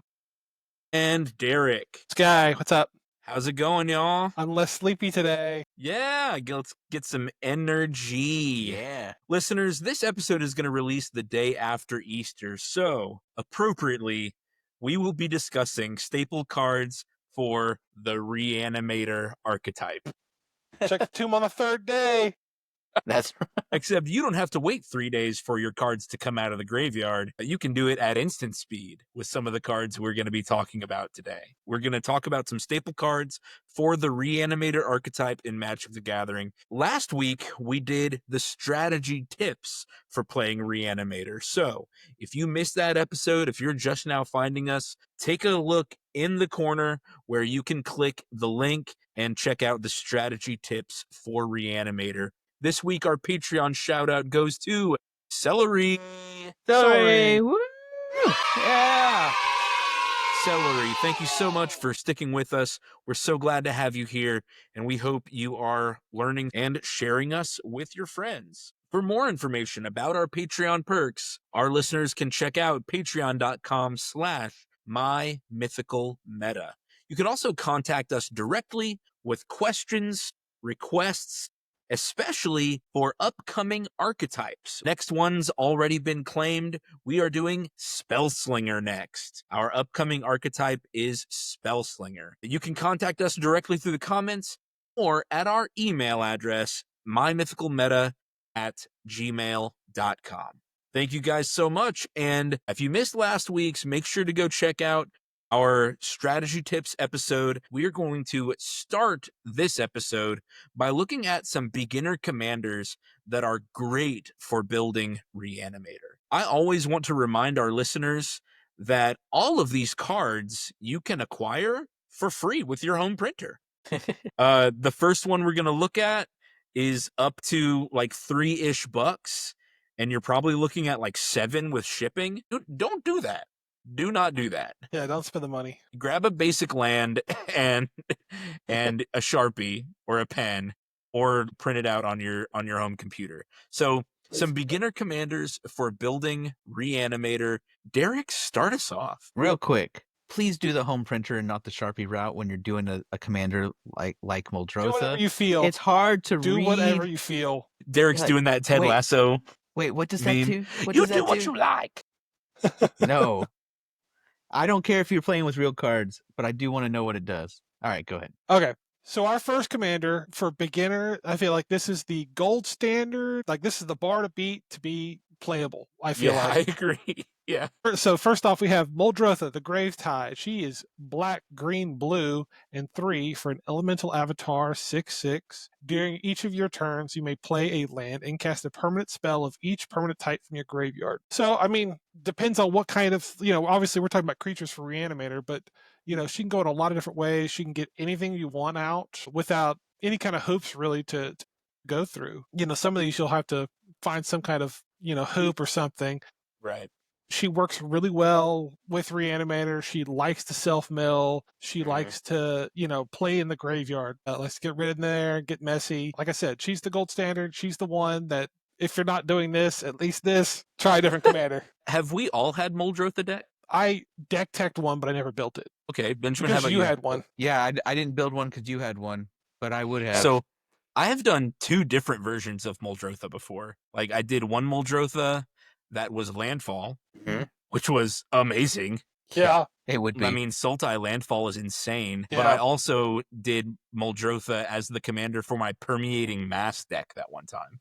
Remember that one? Because Yeah. once remember that, Permeating yeah. Mass dies, I could just recast it from the graveyard if I needed You to. took a good deck with a landfall and then made it really bad with a permeating mass.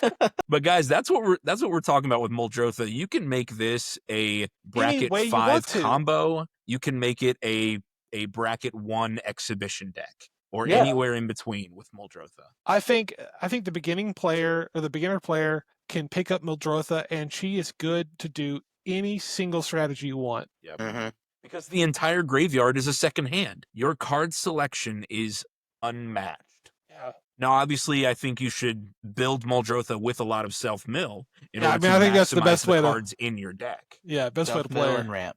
Yeah. Self-mill, ramp. If you put instants and sorceries in there, make sure they've got flashback. But other than that, I think you're good to go. Yeah. So our next one for beginners is Marin of Clan Nel Toth. This one is me because my daughter's name is Marin. The name Marin came up unrelated to the card, but once we arrived at the name, I insisted on the spelling, which Marin will need therapy for when she's older, but that's not my problem. Yes. Some therapist later. All right. Marin of Clan Nel Toth costs 2 black and green. Maybe you've noticed something at this point. Black and green. Green is the best color in Magic, and black is the best at reanimating. So these black-green reanimator commanders are really, really good. Because I mean, they're the paragons of their class, basically. Yeah. Marin of Clan Nel Toth, 2 black and green for a 3/4 human shaman. And this is a commander that utilizes experience counters. Whenever another creature you control dies, you get an experience counter. At the beginning of your end step, choose target creature in your graveyard, and if that card's mana value is less than or equal to your experience counters you have, return it to the battlefield, and if it's not less than your experience counters, you put it in your hand anyway. So this is great because you can take something from your graveyard, put it back in your hand, or you can take the creature and put it directly onto your battlefield if your experience counters are high enough. And Derek, you did have a Marin deck, right? Yeah, I think so. I think you used it when we were going to play in Angleton because of that one guy's. I made a Karlov of the Ghost Council, the one that's white-black. I played against the Marin with some cards we'll talk about later. That was so frustrating and so when I was first starting out, I didn't have any way to counter Reanimator. I hadn't seen really Reanimator yet. And I got absolutely rolled on by a not good deck at the time. Like that guy's deck was not that good, and I could absolutely stomp it now. Yeah. So anyway, Marin of Clan Nel Toth has been around for a very long time. You start the game, you want to make sure that your deck has plenty of low mana, low curve creatures that sacrifice themselves for value. So maybe they sacrifice themselves for land, like Sakura Tribelder, or maybe they sacrifice themselves for removal. Let me pull up Cankerbloom, because Cankerbloom is especially good in this deck. Cankerbloom you can sacrifice to destroy an artifact, destroy an enchantment, or to proliferate. So you can proliferate experience counters. So if you sacrifice Cankerbloom and proliferate, you're getting 2 experience counters from that, not just 1. So that's really how you build Marin of Clan Nel Toth. You also add in your top range of big creatures so that once your experience count is high enough, you start reanimating the big stuff instead. So it's really good. that is Marin's game plan. Is cheap creatures that sacrifice themselves for value, and then big top-end bombs that win the game. I mean, that's how you do it. All right, Benjamin, show us what the character Chainer can do. Yeah, so there are 2 Chainer cards that are both good for Reanimator. The first one I want to talk about is Chainer Nightmare Adept. It's 2 black-red, so 4 mana for a human minion 3/2. You can discard a card to allow you to cast a creature spell from your graveyard this turn. You only get to do that once a turn. Here's the thing about this first ability. The ability does not target. You discard a card as a cost and it lets you play a creature spell. You can play the card you discarded. So if you want, if there's any benefit to doing that, and there is at least one stapled to this card, you can discard it and immediately play that card from your graveyard. Its second ability says whenever a non-token creature enters the battlefield under your control, If you didn't cast it from your hand, it gains haste until your next turn. So the basic Chainer play is early in the game. If you cast Chainer on turn 4 and you don't really have a stocked graveyard, you can just play anything from your hand with haste. You discard it, then cast it immediately from your graveyard, and you've given your card haste. What really makes him good in Reanimator is you can discard reanimation targets and then cast utility creatures from your graveyard. So Fleshbag Marauders, right? Yep. And this is the big one, right? If you've got your Merciless Executioner, your Plaguecraft, your Fleshbag Marauder, you discard your reanimation target, your 6, 7, 8 mana spell. You recast the 3 mana thing for 3 mana, and then you reanimate the big thing. So it gives you a way to control the board while also putting things in your graveyard. You get to choose what you put in your graveyard. It's a great way to do that. It doesn't have to be kill spells, right? There's all sorts of cards that say when they enter the battlefield, draw a card. Black has a bunch of these. When they enter the battlefield, draw a card and lose a life, or draw 2 cards, lose 2 life.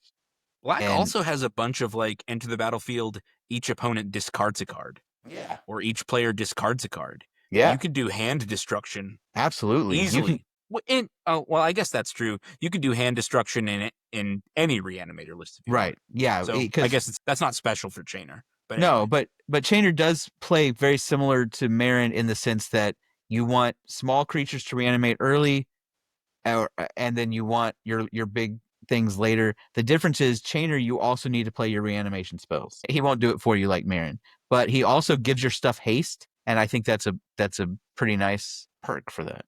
I like that Chainer's dipping his foot in red. Yes. We've got access to a different suite of creatures than black and green do. That's absolutely true, and you have access to looting and haste. And haste, when you reanimate a bomb, you reanimate, and it doesn't even have to be a huge bomb. Reanimate a Grave Titan. Well, giving it haste adds a bunch of utility to that. Instead of 2, you get 4 tokens the turn it comes into play, right? So yeah, definitely worth it for that. We're gonna get to a lot of reanimate spells later. Obviously, that's the title of the episode. But a lot of them are sorcery speed. Yes. And so if that sorcery doesn't grant a creature haste, then it's just like any other gain control effect where that creature's got summoning sickness. So that makes Chainer Nightmare Adept a great option for reanimators because you're getting around that summoning sickness traditional weakness of Reanimator. Yep.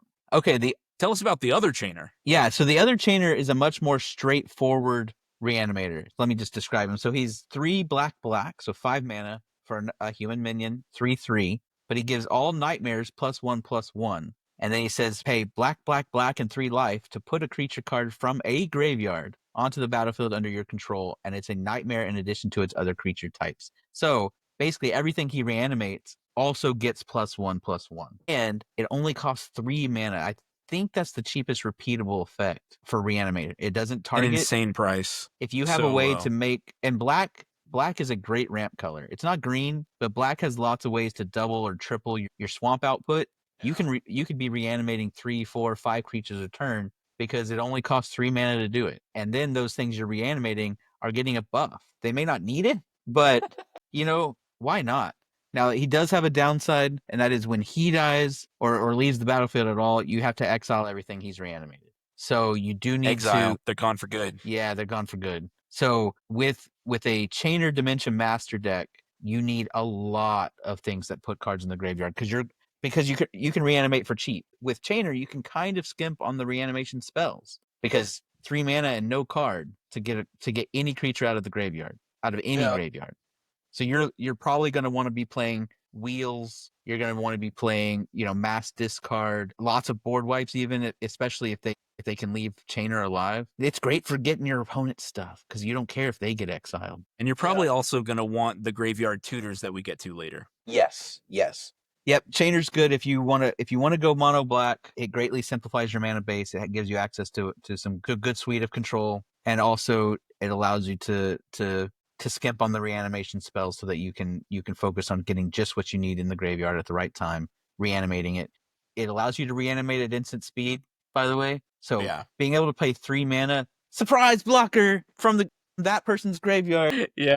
Not bad. Not bad. It can save you a lot more than the 3 life it costs. You can also get around Chainer's downside if you have a sack outlet on the board. Just sack the nightmares before. sack your stuff before he dies. Yeah. So, all And, right. and So listeners, we're not ignoring the pay 3 life part of his cost. It's just negligible in Commander. Yeah, especially when you're in black. You get a lot of lifelink stuff in black. Yeah. It kind of embodies that, mindset in black where the only life that matters is your last one. Mm-hmm. So and you the can rest just are free. There's enough lifelink in black that make sure your reanimator targets have lifelink. Problem solved. Yeah. Our next one, I want to hear what you've got for this one, Derek. Yeah, okay. So Tell us how to jund him out. Yeah, I put Zytor the Incinerator. She's black, red, green, and 3 for Demon Dragon 6/6. Flying. At the beginning of your end step, you may sacrifice another creature. When you do, Zytor the Incinerator deals damage equal to that creature's power to any target, and you create 3 treasure tokens. I put this one on here. I think she's a good beginner Reanimator deck because the commander kind of tells you what you want to do with the deck. You want to have big creatures, or at least creatures with big power, and you want to sacrifice them, get 3 treasures in return, deal damage to any target, so your opponents, and just start blasting people, get your money back to use that. You get your 3 treasures, sacrifice them for 3 black to pay the chainer we just talked about, and get them back out. I feel like it's kind of like an on-rails type of deck, which, it's not necessarily bad. You see where it's going and see what you need to do. I think it works out. I think this would be a good one for beginners. I think it's smart to have a commander with a sack outlet on it. Yeah. I think that's a great idea for a commander deck and for a reanimator deck in particular. This is great for looping the same big creature over and over again. Yeah. And I mean, that is cool. There are also like other creatures like Gerard, Golgari Lichlord, which does a similar thing. Mm-hmm. You can get stuff like Lord of Extinction, where it's like the power is equal to cards in graveyards. Yes. Yeah. Sacrifice that. You're blasting someone for a huge amount of damage. You might even one-shot them. If you got like a Lord of Extinction that's big enough. Yeah, there it is. I think she's good. I mean, she's not sacrificing the greatest. a card like Kokusho. Yeah. Yeah. Every turn. Yeah. Would be wild. Yeah. Yeah. She's not the greatest, but I think she does a good job. And she's a demon dragon, which I think is rad. Yeah. Benjamin. All right. Yeah. A good beginner way of building Reanimator is to build Zombie Tribal. Lots of zombies reanimate cards. Lots of zombies create tokens based on what's in your graveyard. Lots of zombies come back from the graveyard. So the one I'm going to focus on here is Gisa and Geralf. There are lots of great zombie commanders in lots of different color combinations. Obviously black. This one's blue-black. There's white, blue-black. But yeah, zombies love to be played out of the graveyard and have lots of support. I personally have a Will Help the Rock Cleaver deck with a similar theme. Here, Geese and Geralf self-mills when it enters the battlefield. So it's a 4/4 for 4 mana in blue and black. It says when it enters the battlefield, mill 4 cards. Well, that's step 1 for Reanimator. You got to put a card in your graveyard. And then, once during each of your turns, you can cast a zombie from your graveyard. So it's kind of like Muldrotha Light. It's getting stuff out of your graveyard. Zombie Muldrotha. But there are enough other zombies that also get things out of your graveyard that the benefit of Geese and Geralf here is that its first one can get you the stuff out. It keeps your board full, because if you then Phyrexian Delver, for example, reanimates something, it's a zombie. You cast that out of your graveyard, it gets something else. And you just cascade on. They wipe the board. Oh no. All right. Play Geese and Geralf. Mill 4 more. Mill 4 more. Zombie. Replay your Phyrexian Delver. And then start the chain over again. Right? And there's so much for that. And there's a lot. Zombies can be really big too. There's lots of zombie lords. And so Geese and Geralf are going to focus on your smaller zombies. It's going to be a zombie swarm. But what it does is it helps you start the chain from anywhere, because it puts cards in your graveyard and then lets you cast them out of your graveyard. Yeah, I think Zombie Tribal is just a smart way to start playing graveyard. Zombies have a special place in my heart. And for our last option for beginner commanders, I wanted to make sure that red had a little representation here, because red is really good at reanimating stuff too, especially artifacts. Red is really good at getting artifacts back out of the graveyard. The Ready Scrap Savant is a planeswalker for 3 and a red. He comes in with 3 loyalty. He has a +2 that says discard up to 2 cards, then draw that many cards. His +2 is basically Faithless Looting. That's so good. We talk a lot on this show about deck velocity, about seeing the cards in your deck. So you take the 2 bombs that you weren't supposed to draw, dip those into the graveyard, draw 2 cards. His -2 says sacrifice an artifact. If you do, return target artifact card from your graveyard to the battlefield. This is a card called Trash for Treasure. Let me go ahead and pull it up. Sacrifice an artifact, return target artifact card from your graveyard to the battlefield. So Duretti is just saying, well, I'm going to sacrifice A treasure. Yeah. Yeah, at this point, I'll sack a treasure. I'll sack a Treasure, a blood, a clue. a food. But the idea remains that sacrificing an artifact is a negligible Trivial. cost at this point. Mere token. And then you can return target artifact from your graveyard to the battlefield. Mere Battle Sphere, Dark Steel Forge. What's it called? I don't know which one you... There it is. 9 mana. Artifacts you control have indestructible. Or there's any number of huge artifact bombs, giant artifact golem creatures, whatever. So Duretti Scrap Savant is a great way to do that. I guess I should get to his -10. You get an emblem with whenever an artifact is put into your graveyard from the battlefield, return that card to the battlefield at the beginning of the next end step. So any artifact creature dies or any artifact that you sacrifice or whatever, you just get it back at your end step. Yeah. Now, you're not playing Duretti hoping to get his -10 off. That's unlikely. But it's a nice bonus when it's there. Very nice bonus when it's there. And if you don't want to go the Planeswalker route, there's always Feldon of the Third Path. Feldon of the Third Path costs 1 red. He's a 2/3 human artificer. You can pay 3, 2 and a red, and tap to create a token that's a copy of target creature card in your graveyard, except it's an artifact in addition to its other types. It gains haste, and you sacrifice it at the beginning of the next end step. So Feldon is, I'm going to make a giant creature, it has haste, I'm going to swing with it, and then it's also going to die, and it lasts for 1 turn. But again, great for giant bombs, giant creatures that you want to make sure they get one attack off is all you need. So creatures like Mere Battlesphere, Steel Hellkite, Wormcoil Engine, because it leaves some Wormcoil vibes Engine. behind. Yeah. Yeah, that's great because Wormcoil Engine has a death trigger.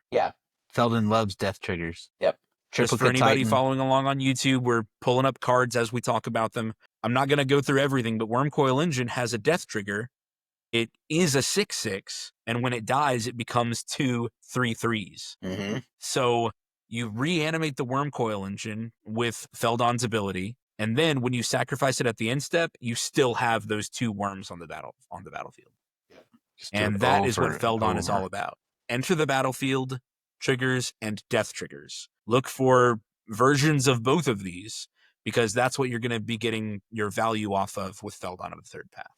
Red has got a lot of cool options without relying on black. I'm noticing, guys, that we didn't put a ton of white on here. If you want white for your Reanimator deck, I still recommend going the zombie route.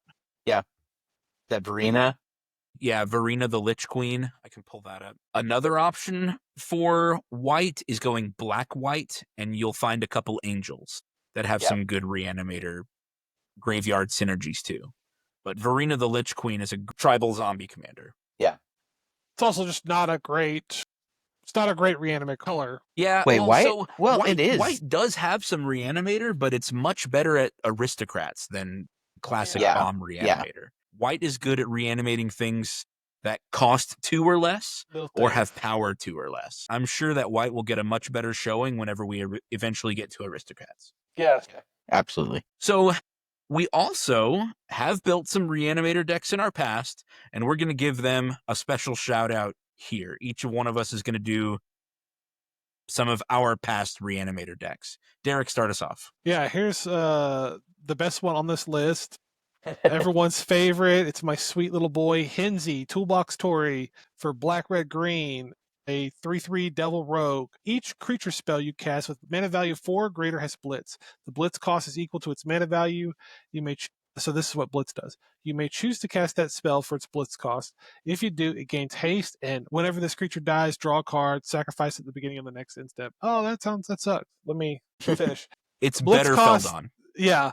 Blitz cost you pay costs 1 less for each time you've cast your commander from the command zone this game. God, I can't even begin to sing the praises of this card. So this guy wants lots of spells that are mana value 4 or greater, and you just kind of you play the Blitz cost so they come out cheaper. Let's say, as a Timmy, I always wanted to do Atali, the first one, Primal Storm, who, when he attacks, exile the top card of each player's library, and you can play those cards without paying their mana cost. The problem with this card is it doesn't have haste, and that sucks. A lot of times it'll get removed before you actually get a chance to swing, which sucks. With Henzi, you throw that thing out there for 5 minutes instead of 6 on the first cast of Henzi, and you're getting 4 cards at the top. You might whiff, but you'll probably get something. Like a 50% chance you get something pretty good out of 4 decks. Mm-hmm. And the whole deck is like that. You get to play all these big Timmy spells, these big Timmy creatures for cheaper. Oh yeah, they kill Henzi. Yeah, you just made my deck better because now everything costs 2 less or 3 less. Like, good luck. I pulled up Henzi and realized that Feldon is absolutely dumb. I would never play Feldon Yeah. if Henzi is an option. Yeah. I would absolutely rather blitz everything than use Feldon's ability. Yeah. Yeah. Because you can Henzi and Blitz on the same turn if you want. That feels so dumb. Let's say I did the Atali, get those 4 cards at the top, and maybe two are good, and then I need to sacrifice Atali to the Blitz trigger at my end step. I can choose to sacrifice into something else for value, or however he gets to the graveyard. I'm drawing a card, so he replaces himself, and then I can start using reanimate cards to get him back out, this Atali back out for cheaper, ideally. Or you can just blitz him again. Yeah, or blitz him again if I can get him back to my hand. Like, blitz never exiles the creature. Yeah. It just goes back to your graveyard again. Well, you have to blitz from your hand, or each creature spell. So if you can cast from your graveyard, but man, he's got a lot going on. I mean, I think he's the second most played Jund commander after the first Corvold, for good reason. This is who you really should be building if you really want to have a good time. I don't think anyone who's ever built Henzi has ever regretted it. I think you're right, man. I absolutely think you're right. Even as you're describing it, I'm sitting here thinking, man, an artifact creature deck? Yeah. Or even Henzi Eldrazi would be amazing. That would be amazing. He's going to take apart his existing 5-color Eldrazi, and he's going to build Jund Blitz Eldrazi. Yeah. Make it even harder for himself. All right, Benjamin, do your next one. All right. Let me start with my very, very first commander deck. It was not good, but it was Reanimator. And it was Horde of Notions. Horde of Notions, it costs Wooburg, white, blue, black, red, green. So 5 mana for a 5/5 elemental with vigilance, trample, and haste. So not bad. And back then when I built him, way back in the early days, that was actually pretty good. 5/5 vigilance, trample, haste for 5 mana. But his second ability is where the Reanimator comes in. If you pay his cost again, Wooburg, you can play an elemental card from your graveyard without paying its mana cost. So for 5 mana, you get elementals from your graveyard. So 5 mana is not cheap, but the thing is, he works with elementals really well, and elementals are not terrible at putting themselves in the graveyard. A lot of elementals have Evoke. Mm-hmm. Evoke lets you play them for real cheap early, but you sacrifice them when they come into play and you get some effect. So he allows you to play a controlling game early and then reanimate those back from your graveyard. If you're filling your graveyard, there are some really high power elementals that you can get. And of course, there's always changelings. It wasn't great at the time, mainly because I didn't know how to build a commander deck. And as we talk about this, I'm like, I could rebuild No a Horde of ramp and Notions deck. 27 lands. I think an No, elemental. I had a ton of ramp. I too much. You can't reanimate a rampant growth. That's true. think elemental as a kindred type is so slept on compared to like dragons and all that stuff. I mean, I know it's not exciting as dragons and vampires and all that stuff, but they're like sneaky good. Yeah. You start getting like Oh yeah. all the Omnas together. Yep. See, Omnath he wasn't Poison around back Reef then. Type, yeah. Yeah. Yeah. So he's really good. He could be played Voltron too. He's got haste, vigilance, Yeah. trample. It's got You those get in there. keywords. Yeah. I do hate the art though. I do find the art wildly offensive.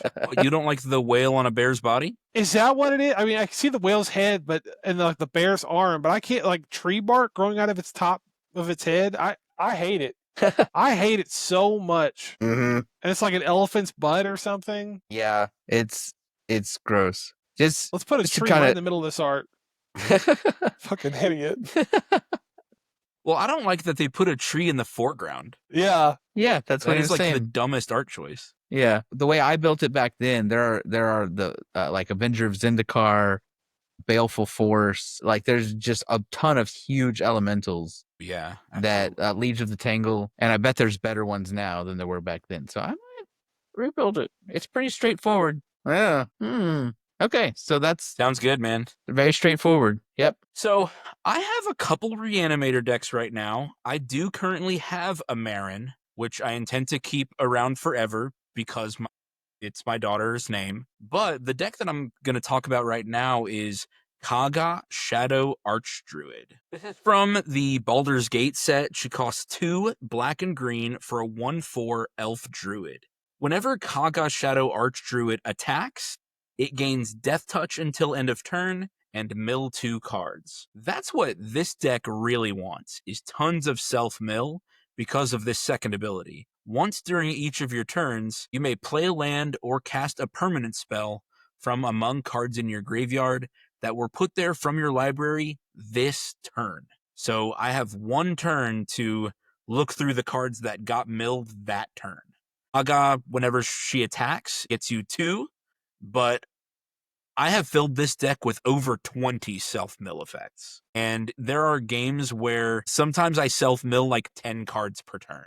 So the card selection that I have in this deck is insane. It's the best any Reanimator deck I've ever built has ever performed. And again, it's just because of that card selection of It does being able well. to have a hand that's 17 cards instead of having a hand of 7. Now, its finishers are incidental token makers, things that say, whenever X gets milled, create a token. I have a lot of those things. And then I have a couple of graveyard-based beaters. There are cards like Splinter Fright and Sewer Nemesis that get really, really big based on how big your graveyard is. And I like those two, Splinter Fright and Sewer Nemesis in particular, because they also have self-mill triggers on them. That's what Kaga Shadow Archdruid does. It's a really, really fun deck. I really like it because it plays different every game. Because I'm doing the self-mill route and not like the tutor into my graveyard route,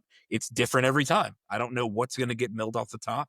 And so it gives me that variety, that spice of life each game I play with it. So I really love that deck. Cool. All right. So now for this next section, we're going to talk about how these cards can serve your deck's needs. Things like ramp, card draw, removal and interaction, some good lands, but how they also serve this particular archetype. And today we're talking about Reanimator. Just about everyone divides their deck building into these essential categories. And so we're going to look at cards that serve Reanimator and these categories. Yeah, and as a reminder, having these in your deck helps you make room for the categories, but also means that you can put more in your synergy and your deck flows better. So when using a Reanimator deck, these cards, they provide plus value. They do better than they look. Yeah, exactly. Because they're going to be Reanimator cards, and they're going to do whatever your deck still needs to do, no matter what archetype it is. Yeah. So we're going to start off with looking at some lands. Here are some lands that are great in Reanimator decks, especially because, you know, a land is just taking up a land slot. It's not taking up one of the cool cards in your deck. These are just lands. Let's look at Agadeem the Undercrypt. Yeah. Agadeem the Undercrypt, you're usually not playing it. It's there, Agadeem's Awakening. So it's a land, it taps for black. It comes in untapped if you will play 3 life. But the important thing is, if you don't need it as a land, it's also a reanimation spell. You can pay X and return cards from your graveyard to the battlefield. So you put it in your deck as a land, but it's also doing your job. Yeah, the flexibility is what we really want to see in commander decks. With only 100 cards, you got to figure it out. You draw this in your opening hand, it's a land. And then if you draw it on turn 6, all of a sudden, it might be this reanimation spell instead. Oh In my God, Derek, this card is over $20.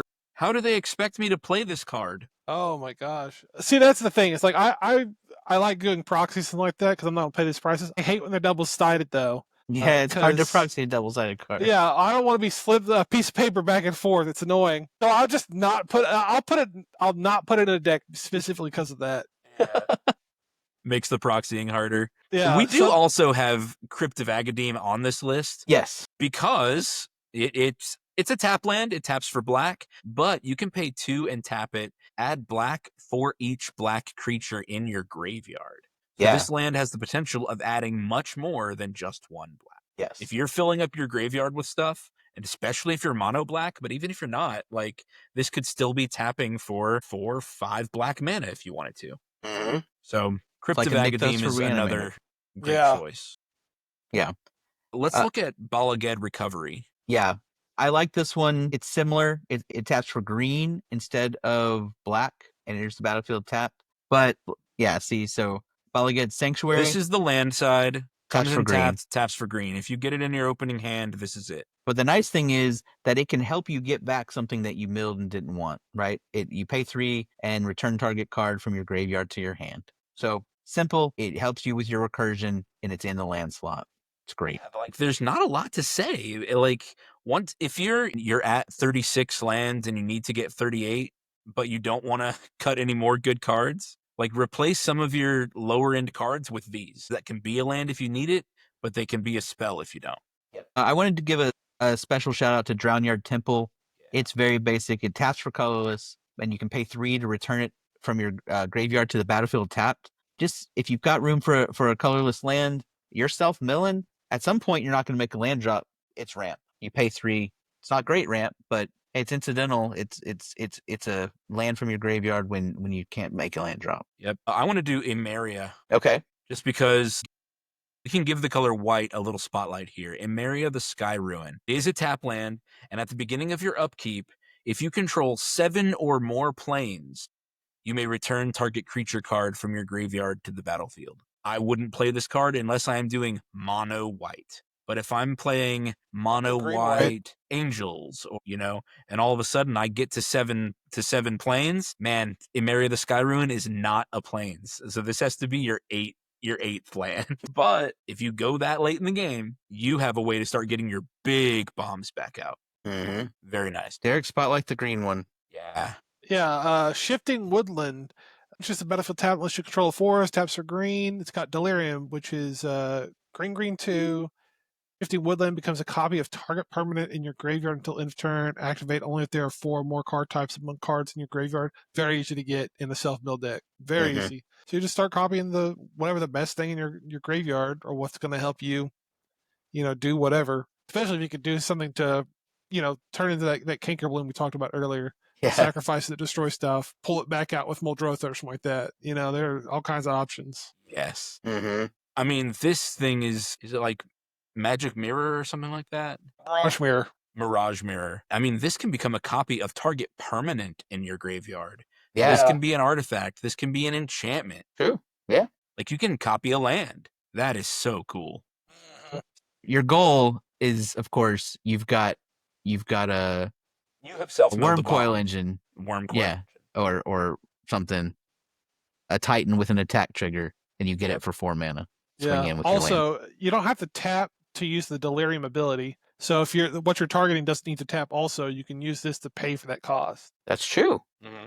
That's very true. Last one we want to highlight is one of my favorite lands. I put it in almost every deck. If it can support a colorless land, I put it in there, and that's Gaia Reach Sanitarium. Comes in untapped, taps for colorless. You pay 2 and tap it for each player to loot. Everyone draws a card, then discards a card. Yeah, that helps everyone, but you designed your deck to do it. And the worst thing in the world is top decking, and you top deck a land, and Gaia Reach Sanitarium just lets you see the next card instead. But in a Reanimator deck, it does double duty because it's not only letting you get past the bad cards in the late game, but even in the mid game, it's helping you put the right cards in your discard pile and it only takes a land slot. Very good. So good. All right, let's get to ramp. So these are cards that are great because they're going to help you ramp and still serve your reanimator goals. Let's do Sakura Tribe Elder. I think this has already come up today. Yeah, I mean, in this eepisode already. Yeah, this is just a great card. I put this in just about any green deck. Yeah, this is a green. It's green and 1 for a 1/1 Snake Shaman. Sacrifice it. Search your library for a basic land card. Put it on the battlefield tapped. Super easy, kind of a staple of Reanimator if you're in green. I don't think there's a Reanimator deck in green that doesn't run this card. I mean, I put it in any green deck because I play it and it's a blocker. Yep. And then whenever it blocks, it gets me a land. What's not to love, you know? Yeah, and it turns every single one of your reanimate spells into another blocker plus land. Blocker plus land. Next, Benjamin, do Bramble Familiar. So normally I wouldn't play Bramble Familiar as a mana dork. I don't really like 2-mana mana dorks. It's not an elf. It's an elemental. For Horde of Notions. Yeah, for Horde of Notions. Yeah. It's 2 mana for a mana dork, a 2/2 that taps for green. But it also has an adventure. And this is what makes it good. In the late game, you can mill 7 cards, then put a creature, enchantment, or land card from among those milled cards onto the battlefield. So it basically does the put in graveyard plus reanimate that you already want to do in the late game. And it allows you to play it early as a mana dork, and then in the late game, pay 2 mana and discard a card to return it to your hand so that you can use the adventure later. The adventure is called Fetch Quest. Right. Yeah. So that's why I think this fits. I normally wouldn't play a 2-mana mana dork, and it's certainly not in a reanimator deck. But this one, you play it early, it helps you ramp into your commander or into some of the reanimate spells, and then in the late game, you're like, I don't know what to do. You pay the mana to return it and go fetch yourself a big creature. You pay the mana, discard a card, but then when you cast Fetch Quest, you can only reanimate from among the milled cards. That's true. But it's filling your graveyard for your other spells, and it lets you basically get the best thing out of the top 7 cards of your deck. And if you're playing Reanimator, your best thing is usually going to be pretty good. Yeah, I mean, it doesn't hit sorceries, instants, or planeswalkers, but you didn't build it that way. Exactly. Right. Derek, do the next one. Yeah, Head Shredder, green 2. This is a really cool one from Duskmourn. Vehicle 5/5. When it attacks, you may mill 2 cards. Whenever 1 or more lands are put into your graveyard from your library, put them onto the battlefield tap. It says 1 or more lands are put into your graveyard from your library, not from this effect. Any self-mill card, if you use that mill 7 cards, put all 7 lands from Bramble Familiar. This is insane. Yeah, and it costs crew 1 for a 5/5. Woo! Yeah, that's funny. You let your Llanowar elves hop in and drive Head Shredder. Let your Sakura Tribe Elder hop in, drive Head Shredder, and then sacrifice afterwards. and then sack. But yeah, it gives you a mill when it attacks. I mean, Magic has loved to do this. They say, why make 2 cards do a cool effect when 1 card do trick? 1 green can do it. You know, we'll let the attack create a mill trigger, and then we'll let them get any lands milled from anything, not from among the milled cards like we just saw Bramble Familiar needed, but any milled land comes onto your battlefield tapped. That is bonkers. That's really, really good. Next one. Yeah, this is just a staple. The Solemn Sim. Sad Robot. The Sad Robot. So, Solemn Simulacrum is a 4-mana, 2/2 artifact creature golem. He doesn't do any reanimating on his own, but he is just one of the best targets to recur over and over and over again. Whenever he enters, you get a basic land card onto your battlefield tapped, then shuffle. Whenever he dies, you draw a card. So this is a creature that you love to loop in the early game. And it's just, what's not to love, you know? This guy, I mean, I have had games where Solemn Simulacrum gets me 3 lands and draws me 3 cards in my Marin of Clan Naltoth deck. Because he comes out, I sack him, I get him back. You know, do that 3 or 4 times until I've got the lands I need to do my big stuff now. Like, he's just so, so good.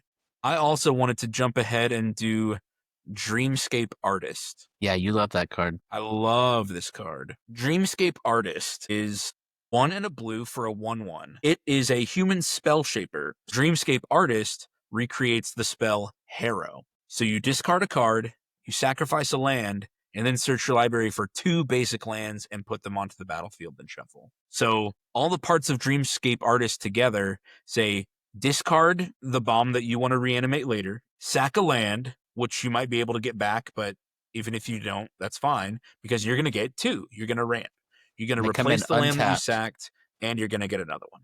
Mm-hmm. So Dreamscape Artist is just really, really good. I have it in several decks. I'm doing this just as a plug so I can put in another link.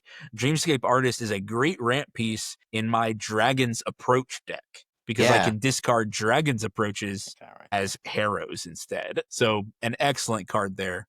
Who wants to go next? Record Rebuild is a green-red 1 sorcery. This has got choose 1, destroy target artifact or enchantment, or mill 5 cards. Then you may put a land card from your graveyard onto the battlefield tap. And it's got a flashback for red, green, and 3. I like it because if you're self-milling, you might throw the sorcery in the graveyard, use flashback to get it back out. It's got modal, so it, if you get it early, you can use it to destroy artifact or enchantment. Or if you get it sometime later, you can mill those cards and get a land back out. I like And it. if you draw it in your opening hand, you can destroy somebody's Soul Ring and then flash it back later. Yep. Mm-hmm. Yeah. It's versatile. Good. Plays out of your graveyard. Yeah. All right, Benjamin. Last ones. All right. So these two are basically the same. Millican and Deranged Assistant. Deranged Assistant's blue, Millican's colorless. And they both say tap, mill a card to add 1 to your mana pool. I love they're simple, and they can really supercharge a Reanimator deck because Mana Dork's also filling your graveyard every turn, just adding stuff to the graveyard. You'd be shocked at how much just having your mana also fill your graveyard really matters. It's really, really good. So that's our ramp section. Our next section is draw. Just a brief reminder for this section and for this archetype in particular. For running Reanimator, you don't necessarily need cards in hand. Now, it's obviously always good to have the cards available to cast raw, but what you really need is cards in graveyard. So what we're providing here in draw, we've got some self-mill options, we've got some discard options, and cards that are going to make your graveyard useful. That's what we're looking for here in the draw category. The first one is Secrets of the Dead. I think if your deck has effects that say cast from the graveyard, which is several of these green and black commanders that we've already looked at, but obviously blue as well. Secrets of the Dead is an enchantment that's going to really pull its weight. 2 and a blue for an enchantment. Whenever you cast a spell from your graveyard, draw a card. Yeah, in Muldrotha, bonkers. Yeah, because in Muldrotha, your graveyard is already your hand, and now you get to draw cards each time you cast spells from them. Mm-hmm. With Muldrotha, you can cast as many permanent types as there are. So with Secrets of the Dead, you could be drawing that many cards as well. Just really, really good. Along the very same lines is River Kelpie. Yes. River Kelpie is a 5-mana creature that says when it or another permanent enters the battlefield from a graveyard, draw a card. This one doesn't rely on cast, so it works with your reanimate spells and other effects. But it also, whenever a player casts a spell from a graveyard, draw a card. And it's any player. So obviously you're doing it because that's what you're doing. But also, if another player plays a flashback spell or is playing Reanimator, you're getting cards from that too. Yeah. And then when they say kill you're it, playing Graveyard and somebody else is playing Aristocrats. yeah. Oh my goodness, they would deck you. Yeah. But it's River Kelpie's not optional. It's not. You may draw a card. You must draw the card. yeah, that's right. But I mean, until that last card, you want to see them It's all. only right? upside. Yeah. And you're not playing no maximum hand size cards in Reanimator. You draw 20 cards, you're sticking 14 of them in the graveyard, and you want it. Or 13. I can math. Last thing, River Kelpie has persist. Yeah. So even if nothing else, once they remove River Kelpie once, it comes back again, and you do get to draw a card from it. Yeah. It's a great Reanimator target. So good. Derek, which one do you want to hit? Take a Muldrifter. Muldrifter costs blue and 4 for an elemental 2/2 fish bird thing. It's flying. When it enters the battlefield, draw 2 cards. It's not a very good rate, but it's got an ability called Evoke. You may cast it for its Evoke cost. It's a alternate casting cost for blue and 2 instead. So, ideally you just keep blasting this thing out for 3, get 2 cards, pull it back out. When you evoke it, it immediately sacrifices itself to the graveyard. So any death triggers or whatever have you, also doubling up on that. But yeah, it's just another staple, I guess. Yeah. I'll hop in and do Monastery Siege. Monastery Siege is another incredible enchantment that comes down early. I think all of the sieges are good.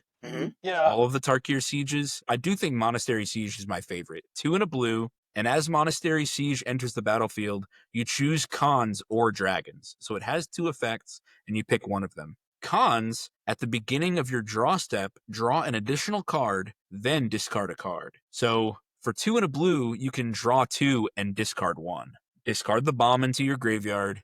Keep the best cards in your hand. Dragons is not bad. Maybe you draw Monastery Siege in the late game and you've got your great threats onto the battlefield. Choose dragons instead. Spells your opponents cast that target you or a permanent you control cost 2 more to cast. Say, hey, oh no, if you want to remove my 9-mana bomb, my ancient dragon, or my praetor, or whatever, you got to pay 2 extra for it.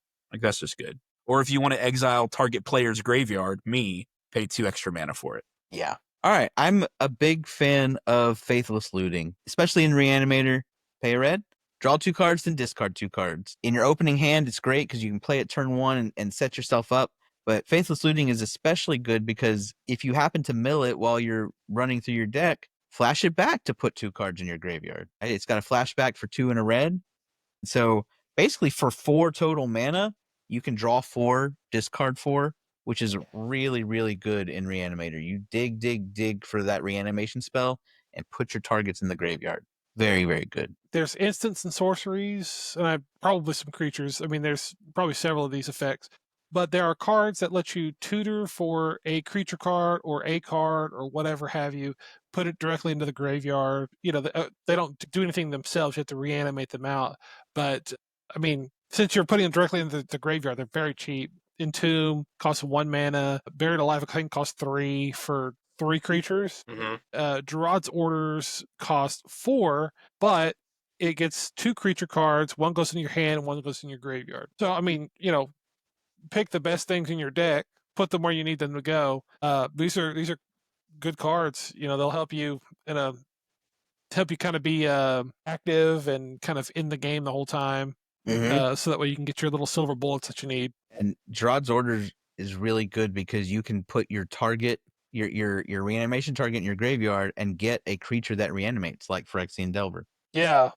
Put that one in your hand. Yeah. Eternal Witness or something, yeah. Yeah. I'm going to do a group of cards. So we have this same effect in 3 different colors. The first one, and collectively these are called wheels. So we're going to look at Wheel of Fortune first. And Wheel of Misfortune, frankly. They both kind of do the same thing, but let's just look at Wheel of Fortune. Wheel of Fortune is a sorcery. Each player discards his or her hand and draws 7 cards. So you take everything that's in your hand, the bombs, the lands, whatever, dump it all, draw 7 more. And every player does this. So these wheels are a great way to fill every player's graveyard, not just your own. So there's Wheel of Fortune. The best blue one is probably Windfall.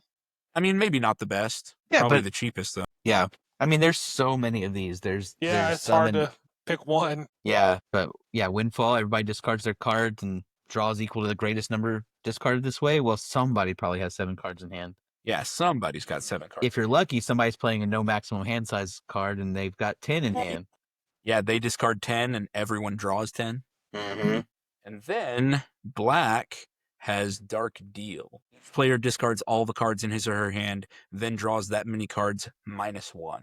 But yeah, so all 3 of these spells cost 3. They fill all the graveyards, and you just draw a new hand. So these are great ways to just supercharge your Reanimator plan. There's Greater Good, green 2 for an enchantment. Sacrifice a creature, draw cards equal to the sacrificed creature's power, then discard 3 cards. The discard 3 cards, not that big of a deal. You put the 3 that you want to reanimate later, or the ones you don't need. I had this in my Omnath Locus of Mana deck that was, big green mana, draw a ton of cards. This is in my Henzi deck, and this is what I was talking about when we can sacrifice those creatures that are affected by the blitz, get extra effect out of them. And they're all big power creatures, so I'm drawing just tons of cards, filling up my graveyard with whatever I don't need, sculpting the best 7 cards I can in my hand. Yep, absolutely. It's a very good card. Proxy it. It's $2. You can. Okay. I think it used to be like $10 or $15, something like that. I love Phyrexian Reclamation. Phyrexian Reclamation costs 1. You put it down early. Then you pay 2 and pay 2 life to return target creature card from your graveyard to your hand. So it doesn't put anything in your graveyard. But if you're playing one of these Reanimator decks that has a toolbox of creatures, Phyrexian Reclamation turns your graveyard into your hand in a very easy way. 2 mana, 2 life to draw a card, basically. Right? So you're getting back your Solemn Simulacrum or Secure Tribe Elders or whatever it is that you want to recur. Phyrexian Reclamation makes it cheap, and it's one of the best early game ways to get stuff out of your graveyard quickly. Yeah, I feel like this is the best one. Yeah, it's an overperformer for sure. Yeah, absolutely. I mean, it's so cheap. Absolute the 2 life overperformer. is not a problem to pay. 2 mana, 3 mana total for 1 card, not a problem. And then 2 mana for each one after that. Yeah. The last one we'll do in this category is Underrealm Lich. Now, I've pulled Underrealm Lich, but this is really just an effect that you should look for, and they've put it on quite a few creatures at this point. Underrealm Lich in particular is 3 black-green for a 4/3 zombie elf shaman, and this top effect is what you should look for. If you would draw a card, instead, look at the top 3 cards of your library, then put 1 into your hand, and the rest into your graveyard. Now, sometimes when they do this effect, it's look at the top 2 cards of your library. Underrealm Lich is really, really good because now you get to pick the top card, mill the others. You get to look at your top 3 and choose the best one. Choose the reanimation spell, discard the lands and the bombs. That's just a really awesome effect. Underrealm Lich has pay 4 life. Underrealm Lich gains indestructible until end of turn. Tap it. That's really good too, because it makes it protected from removal, because people are going to see that you're getting tons of value from this. Back when I did have my Muldrotha Landfall deck, I had a non-determinate combo with Underrealm Lich and the Gitrog monster, because Underrealm Lich is any time you would draw a card. It's not just your first draw of the turn or whatever. So say River Kelpie is going off, every time you would draw a single card, instead you get to do this. So that's really powerful. And it goes off between the Gitrog monster, because Gitrog says anytime a land would enter your graveyard from anywhere, draw a card. Well, if I'm milling a land, then I get to start stacking Underrealm Lich triggers instead. Yeah. And Underrealm Lich prevents you from drawing from an empty library, because it's a replacement effect on that draw. There's lots of good things about a Reanimator strategy to help you fill your graveyard with Underrealm Lich and effects like this. So the next category is interaction, and you always need interaction as part of your categories. Other people are trying to mess with you. They're trying to stop your game plan, and you need to stop their game plan while you get going. And I want to take the first one in this category.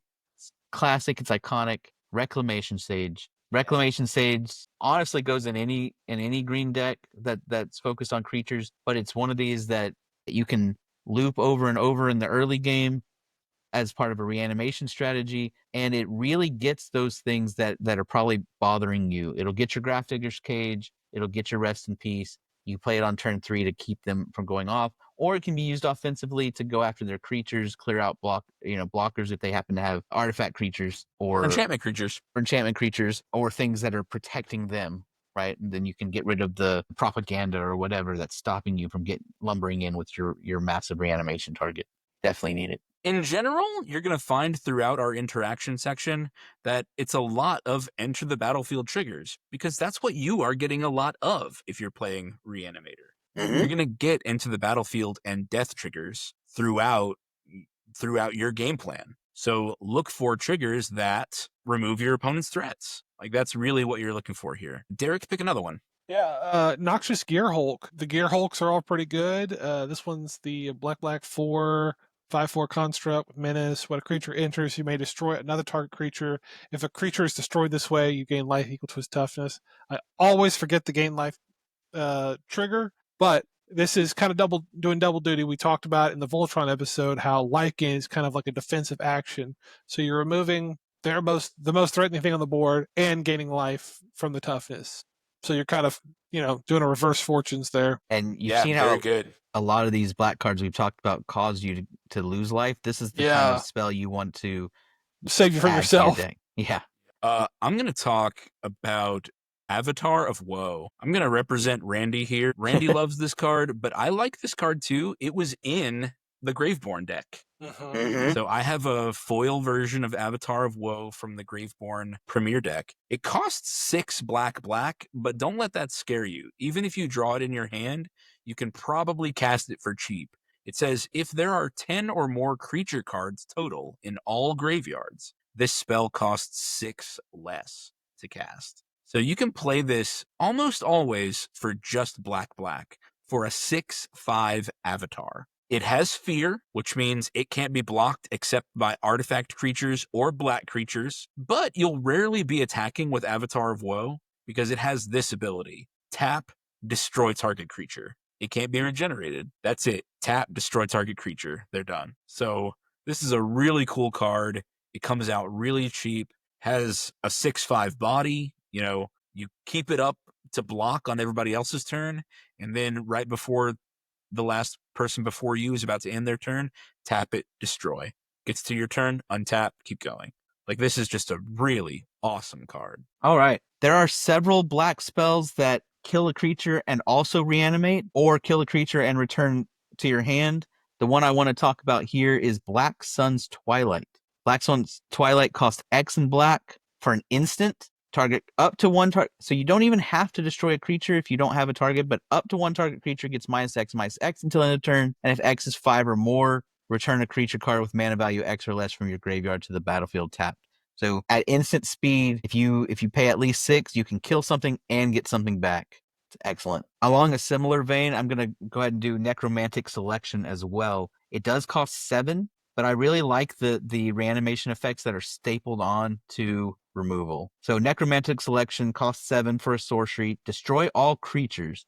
Then return a creature card put into a graveyard this way to the battlefield under your control. It's a black zombie in addition to its other colors and types. And then you have to exile it. So you can't recur Necromantic Selection, but it does leave you with the biggest creature on the board and destroys everything else. Excellent.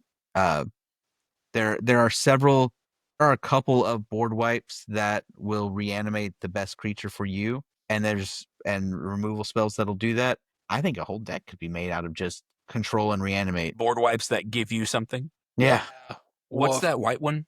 Phyrexian Rebirth? I think it's Phyrexian Rebirth. That destroys everything, gives you a huge token. Yeah, it gives you a huge horror token or something like that. Derek, you want to do Kogla? Yeah, Kogla, the Titan 8, green, 3 for a 7/6/8. When he enters the battlefield, it fights up to one target creature you don't control. Little targeted removal there, kind of. I mean, 7/6, you should be able to kill most of the stuff on the battlefield. When he attacks, destroy target artifact or enchantment defending player controls. This is good in Henzi. Blitz him out for 1 cheaper or however many cheaper. Get the fight trigger and get the attack trigger that destroys target artifact or enchantment. Doesn't matter when he's going to die because he's going to die at the end of this turn anyways. So just get in there. And then he's also got an ability. Pay green and 1 to return target human you control to its owner's hand. Kogla gains indestructible until end of turn. So if you've got a human commander, like maybe Marin or something, he would work well in her. All right, so we only highlighted a few cards in that section, but really look for anything in your color identity that says enter the battlefield, destroy blank.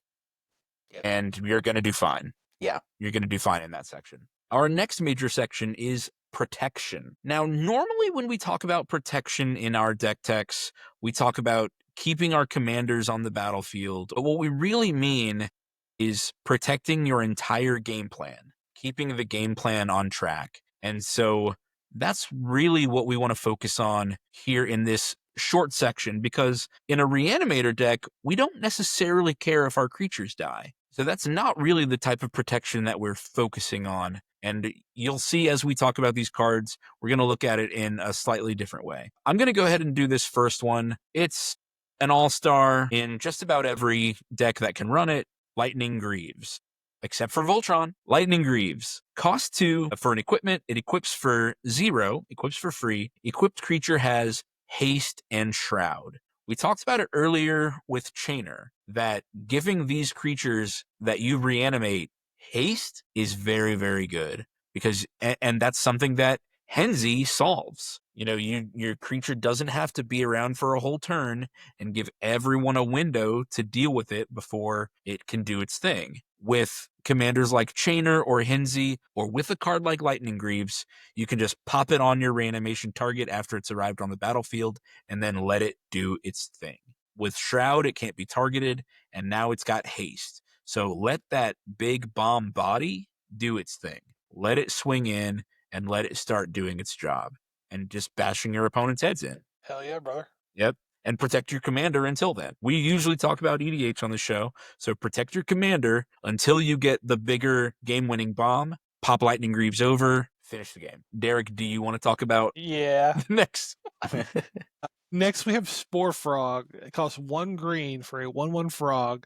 It's got an ability, sacrifice Spore Frog, prevent all combat damage that we dealt this turn. This is what I mentioned earlier, that guy had a Marin deck. He would bring Spore Frog back every single turn, and I could not get in because I've never seen this card before at that time, and I was just stuck behind the Spore Frog. Could never deal combat damage, didn't build any other win cons because I was brand new. This little guy, throw him in a Marin deck, throw him in a Muldrotha deck, something where you can get him back every single turn, and you just keep it, it doesn't have to tap, so it's a get out of jail free card every single go around the table. So good. Love this little guy. I didn't realize they reprinted him in Bloomborough Commander. Yeah. Hey, he's down to 31 cents. Good for him. Yeah. Good for him, yeah. And the big thing is that he's telegraphed, so a lot of people are like, I don't want to swing at you because I'm not going to get in anyway, which means that you don't have to spend him on the first person who attacks until 2 people in a row swing at you. You're golden. So good. Whenever I've ever seen somebody with a Spore Frog, I always just look at the other people on the table. Commander, a 4-player game, can be very political in that way. And I go, guys, we have to attack him. All of us, all creatures, every turn. We have to make him spend it so that the other 2 players can get in. Yeah. Mm-hmm. I'll now see in someone 1v1, I don't know what you're going to do. Yeah, nothing for me. If I'm at a table with 4 other people, someone's got a Spore Frog, and I'm the next person, I'm going to swing at them because they're not going to build a Spore Frog on me. Like if someone has a bigger threat or a Voltron commander or whatever, they're not blowing it on me. So I'm going to get my free damage in when I can. Yeah. All right. I want to do Enduring Angel. Yeah. Enduring Angel costs 5, 2 and white for an angel. It has double strike, so it's nice. But the big thing here is that you have hexproof. Ordinarily, I wouldn't play these cards, although they have value, and there's a whole lot of cards that give you hexproof, Leyline of Sanctity, or Witchbane Orb. But I really like Enduring Angel. And the reason why you want to have hexproof is that a lot of graveyard hate is targeted. Some of it's not. Player, yeah. Yeah, a lot of it is exile target player's graveyard. Bajuka Bog is exile target player's graveyard, right? And so if you or target player exiles a creature card from their graveyard, there's just so many of those. So if you can give yourself hexproof or shroud, and there's a bunch of creatures that do it since you're in Reanimator, there's a bunch of enchantments and artifacts that do it, but giving yourself hexproof can save you from a lot of the targeted graveyard hate and make your game plan smoother. Enduring Angel is good because of its last ability. If your life total would be reduced to 0, it becomes 3 and you transform it. On the transformed side, it doubles your life every time it attacks. And the cool thing is, okay, it dies. Let's say, it saved you and your life total became 3, and then it dies after it transforms because it's just a 3/3. Reanimate it. And now they have to kill you again. They have to kill you again. Oh my God. And remember, you have hexproof, so they have to kill you by attacking. It's kind of like a Spore Frog. To kill you by attacking, it's wild. Yeah. So it's kind of like a Spore Frog in that the first time they're attacking entities, it's not going to do anything. They got to do it twice. And in the meantime, I mean, it's giving you hexproof to protect your game plan.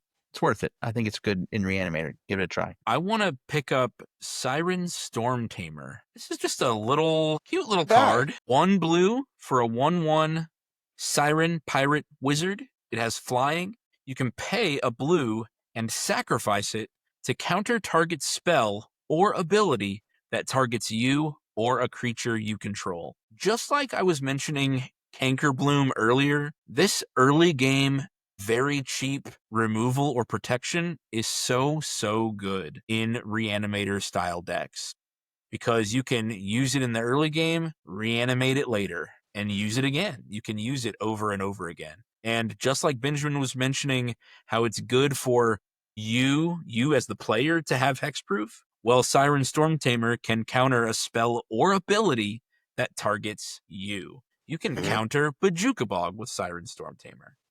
So I especially like Siren Storm.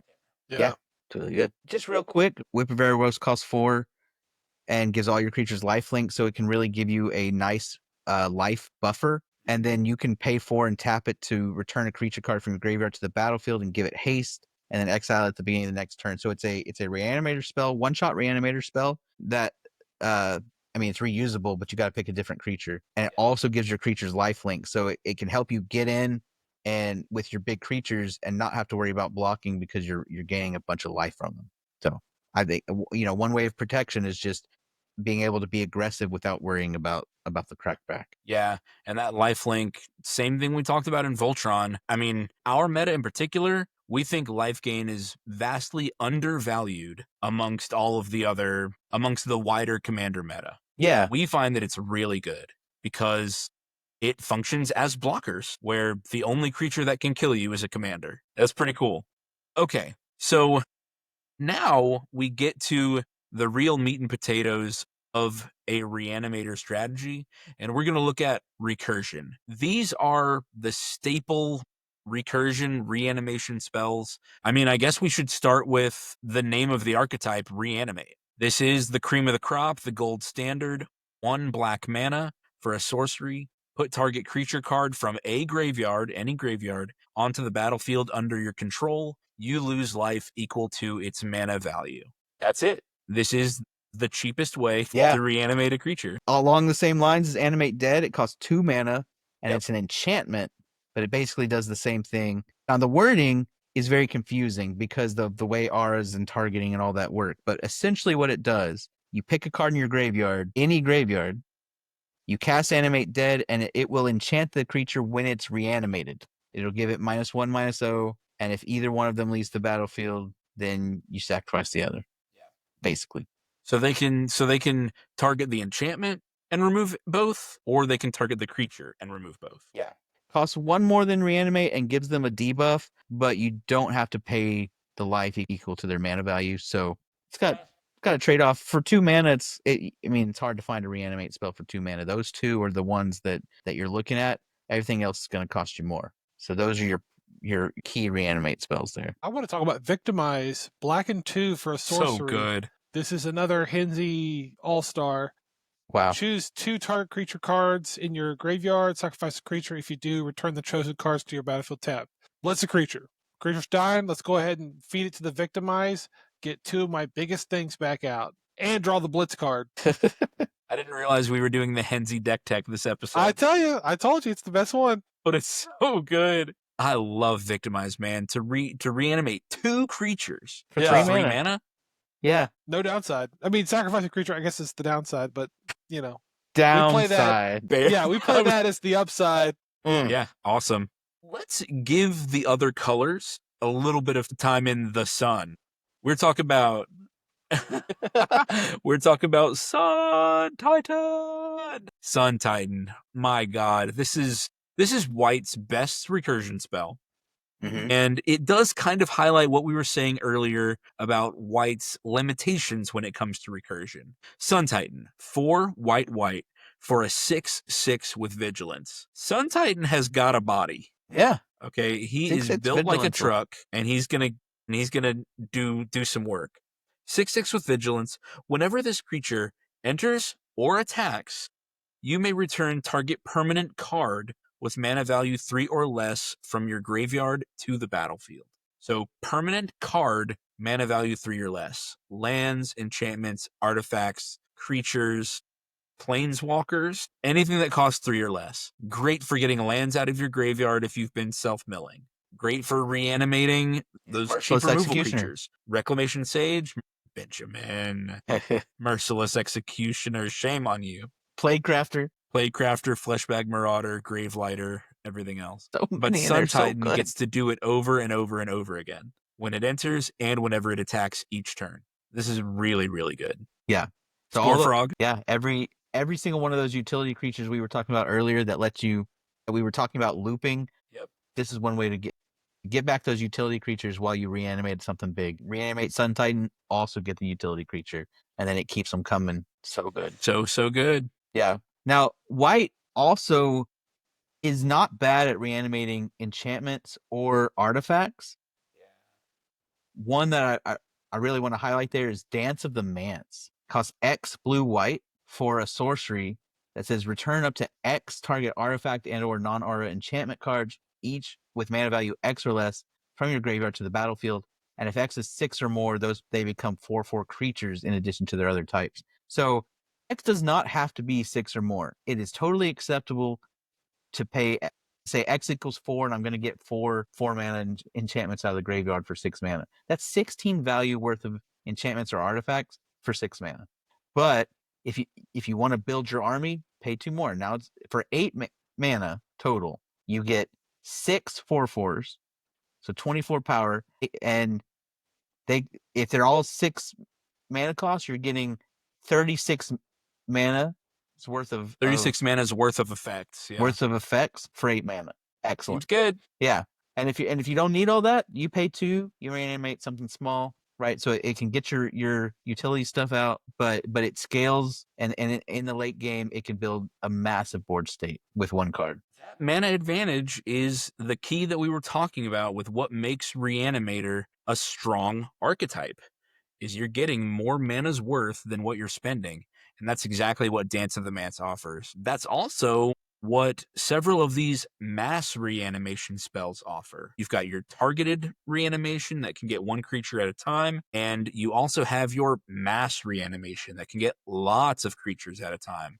We've got Living Death. Living Death costs 3 black, and it's worded kind of weird, but Living Death basically removes all the creatures that are on the battlefield. So Living Death swaps the creatures in your graveyard for the creatures on your battlefield. For every player. For every player. So every player does the swap.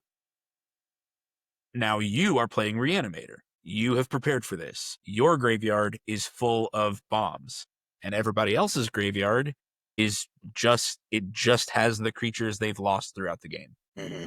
But your graveyard is ready for it. My favorite on this list is Breach the Multiverse. For 5 black, each player first mills 10 cards. Then, for each player, yourself and each other person, you get to choose a creature or a planeswalker from that player's graveyard. You put them onto the battlefield, and they become Phyrexians. Becoming Phyrexians may or may not matter, but still, you've gotten 4 creatures and filled everyone's graveyard with 10 more cards just for paying 7. So pick the high mana cost stuff, and you've probably gotten more than 7 mana's worth of creatures. And the last one is Command the Dreadhorde for 4 black. Choose any number of target creatures and or planeswalkers in graveyards. Command the Dreadhorde deals damage to you equal to the total converted mana cost of those cards, but then you put them onto the battlefield under your control.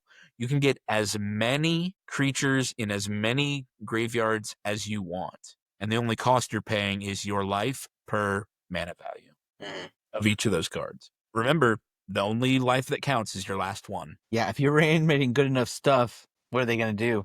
Yeah. Yeah.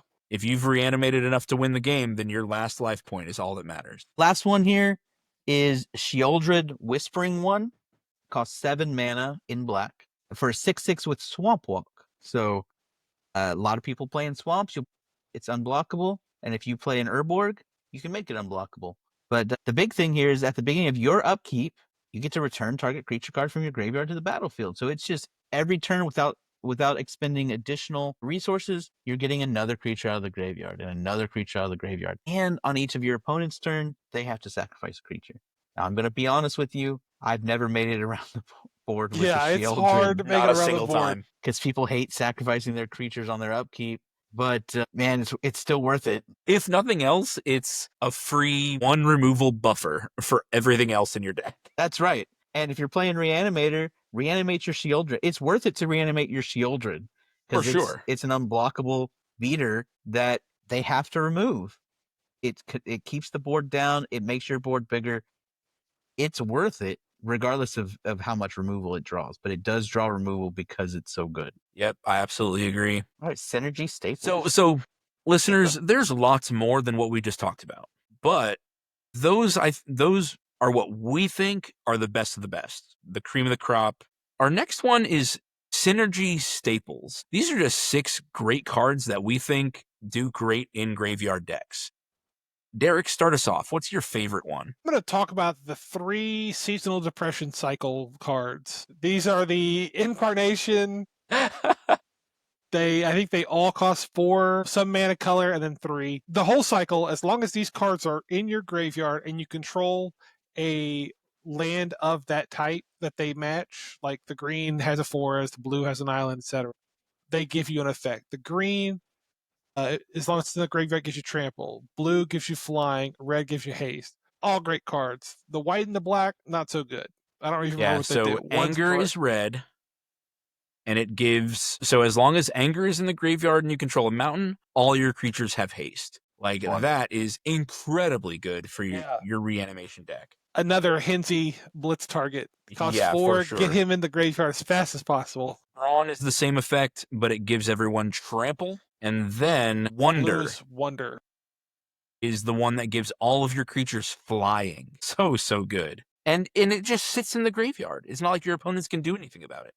And unless they have exile graveyard or exile target card from a graveyard. But you were weak to that anyway. Like, you were already vulnerable to that. But, man, if they don't have that, then all your creatures have flying, or all your creatures have trample, or all of them have haste. Well, Derek, I could have sworn you were going to go for Protean Hulk. Yeah, I mean, he's next on the list. He's green 5 for a 6/6 beast. Another guy with a little bit of these little SSRIs. When he dies, search your library for any number of creature cards with total mana value 6 or less, put them on the battlefield, then shuffle. This guy loves to sacrifice himself, sometimes for the greater good. Got him. Yeah. So good. Again, another Henzi target. Go get, several things just straight onto your board. I love him. He's just a combo. I mean, you sack him, you get your combo, win the game. Yeah, nothing but great things with him. Put some mana dorks in so you have some 1 mana targets to, like when the math doesn't kind of work out right. I want to get the 6 or the 5 drop and a 1 drop. Make sure you have a 1 drop in the deck. Yeah. I'm going to do Eternal Witness. Once again, just low to the ground. You can play this raw or you can reanimate it. When Eternal Witness enters the battlefield, you can return target card from your graveyard to your hand. Maybe you accidentally milled Reanimate. Maybe you milled your sorcery. Or you milled, a spell that you need. Eternal Witness can get it back. That's what I think is the real value of Eternal Witness here. Now, obviously, if God forbid, you just don't have a Reanimate spell and you need a creature, something else, well, Eternal Witness it out. This is just always good. You're never going to regret having Eternal Witness in your deck. Worst case scenario, you're getting back a fetch land that you cracked early just to make sure you hit your land drop. Yeah, that's true. And then Benjamin, do the last one. Yeah, so the last one's going to be Torrential Gearhulk, which is also a decent reanimation target. It's 4 blue for a 5/6 with flash. And when it enters the battlefield, you can cast target instant card from your graveyard without paying its mana cost. If that card would be put in your graveyard, exile it instead. This one, there's so many blue creatures. Did I hear you kind of stumble? You were about to say instant and sorcery, but then it was just instant. So, yeah, Torrential Gearhulk is only instant. Only instants, y'all. Yeah, so make sure that you're using instants, but there's some instants out there like Black Sun's Twilight that lets you reanimate at instant speed. There's several instants that are useful that might get milled while you're milling everything else. A lot of mill cards themselves are instants. And so a torrential Gearhulk can flashback one of your instants.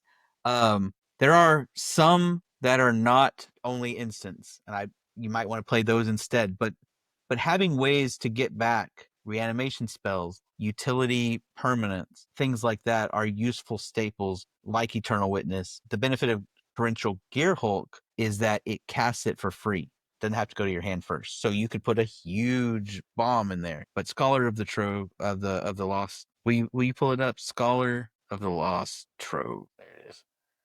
Is that For any viewers on YouTube, I'm just on Scryfall. That's all I'm using. It's called scryfall.com. You can search for magic cards, and this advanced filter is incredible because you can put in, keywords that are on the card. If I wanted to, Benjamin just said, put a big bomb instant card in there, and you can't think of one. Well, I could go to advanced, put instant, and then put mana value 7 or higher. Yeah. And just see what comes up. Just see what great cards come up. Okay. Yeah. So Scholar of the Lost Trove is probably a better one than Torrential Gearhulk. When it enters the battlefield, you can cast an instant, sorcery, or artifact from your graveyard without paying its mana cost. So it can be a reanimate you've already played. It can be an instant speed removal or mill card, or it can reanimate your big artifact. If you've got a triplicate Titan, there you go. You reanimate Scholar of the Lost Trove and triplicate Titan. Really fill your battlefield with beef. Yeah, exactly. And frankly, that's a perfect lead into our final section. Guys, the final section of your deck is Reanimator targets. Whatever you want. Guys. Woo! Go. This is the fun section. Yeah, this is the fun section. This is the reason we were doing everything else in the first place. This is the target of all the hoops we've been jumping through this whole time. We've been self-milling. We've been packing our deck with reanimation spells. And this is the last section, is the big bombs that you want to fill your deck with. Now, we could go on for 20 more minutes of this episode. We had like 30 cards listed here of bombs that we would love to talk about that would go great in your reanimation deck. There's lots of good cards in Magic. Yeah, Magic's got lots of good cards. We're going to narrow it down to, I think, 4 creature types that you should be looking through. Dragons, obviously. They're big, they're flyers, they've got great effects. Dinosaurs. Love the death. Can't get enough of them. Tramplers. Especially huge, if they're meaty called bodies Italian. with lots of great effects. The Italian stallion. Yeah. Yeah. Titans. Titans are so good, y'all. We've already talked about Sun Titan, but Inferno Titan and Grave Titan. Let's briefly look at Inferno. And fingers crossed for an unban of Primeval Titan. It's coming, baby. I feel it in my bones. I need feel it. in my bones. Inferno Titan is just one of the best targeted removal guys out there. So good. And people pish posh over 3 damage divided as you choose. But that's enough. That is almost always enough. I've never regretted having an Inferno Titan and said, "Oh darn, it's not doing enough." Yeah, I mean, a lot of commanders have 3 toughness. Blam, blam, blam. Every attack trigger. If there's a creature that you can't destroy with Inferno Titan, you might be able to get its toughness down so that Inferno Titan can do it by himself, or just blam your target in the face. Like, Inferno Titan is just so good. And if then there's Grave somebody Titan, without defenses up, or Inferno Titan can wipe people out, because if you're in the late game, if you've played an Inferno Titan and now it's turn 7 and you're swinging, when it attacks, 6 native body, 3 damage to the face, plus you can pump it. It has fire breathing. It does have fire breathing, yeah. Mack 'em. So good. So good. Grave Titan is the other one. It just clogs up the field with bodies. Just blockers, attackers, warmers, whatever you want to do. Grave Titan is so good. 4 black for a 6/6 with Death Touch. And then whenever Grave Titan enters the battlefield or attacks, create 2 2/2 black zombie creature tokens. 4 additional body on the board. So good. Really good. So we think the Titans are really good. Dragons, Dinosaurs, Titans, Praetor. Praetor. Gotta have them. The mana cost doesn't matter, so you might as well pop down Jin Gitaxias. I'm still partial to Jin Gitaxias Augur. Yeah. He's still my favorite Jin Gitaxias. But I know, I think Randy pulled 3 or 4 Progress Tyrants. I think he got 2 and I got 1. Oh, okay. but I love Core Jin Augur- Gataxia's Core Augur. I think it's great for your reanimation deck Yes. because it your shuts down the opponent's game. maximum hand size is reduced by 7. So it's effectively 0. Whatever they haven't spent at the end of their turn, they have to discard into their graveyard. They Pop basically this have down on turn 2, entomb, reanimate, and now your opponents are discarding all the bombs that they were never going to get to. yeah.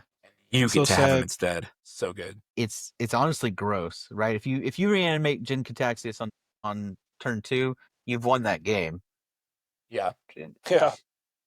And the nice thing is, because you're in Reanimator, a kill spell isn't enough. If they happen to top deck and you can't close out the game after a couple turns, and they finally they find the kill spell, you can reanimate it again. They have to have It's got to be Path or Swords. Like that's and their if you've only hope. got a sack outlet, then even that's not good enough. Even that's not good enough. Yeah. So Praetors, Titans, Dragons, Dinosaurs. Like, Yeah. that's what we think you should be looking for. But again, obviously, like there's plenty of awesome stuff. Huge angels. You know, a Chroma Angel of Wrath has Big ass 12 demons. keywords on it. Yeah. I was thinking of a Chroma Angel of Wrath, flying, first strike, vigilance, trample, haste, pro black, pro red. Mm-hmm. Yeah, that's good. But the big dragons, like ancient brass dragons and ancient gold dragon, but there's Atali. All the Atalis. Derek already brought up Atali Primal Storm, but Atali Primal Conqueror, like God. each One of player the- exiles cards until they hit a non-land card. Yeah, you're not missing. Yeah. You cannot whiff. And then he flips 7/7 over into a one-hit trampler. KO. Yeah. Yeah, and then you can transform him into Trample, Indestructible, He's ready to party, Poison man. counter. 11/11 Poison. The Ancient Dragons from Baldur's Gate, where you roll a d20 and get something insane. Yeah, let me roll a d20 and get treasures. Yeah, let me roll a d20 and get fairies. Let me roll a d20 and draw cards. Mm-hmm. Like, these are all absolutely insane. Ancient Brass Dragon is more reanimation. Yeah.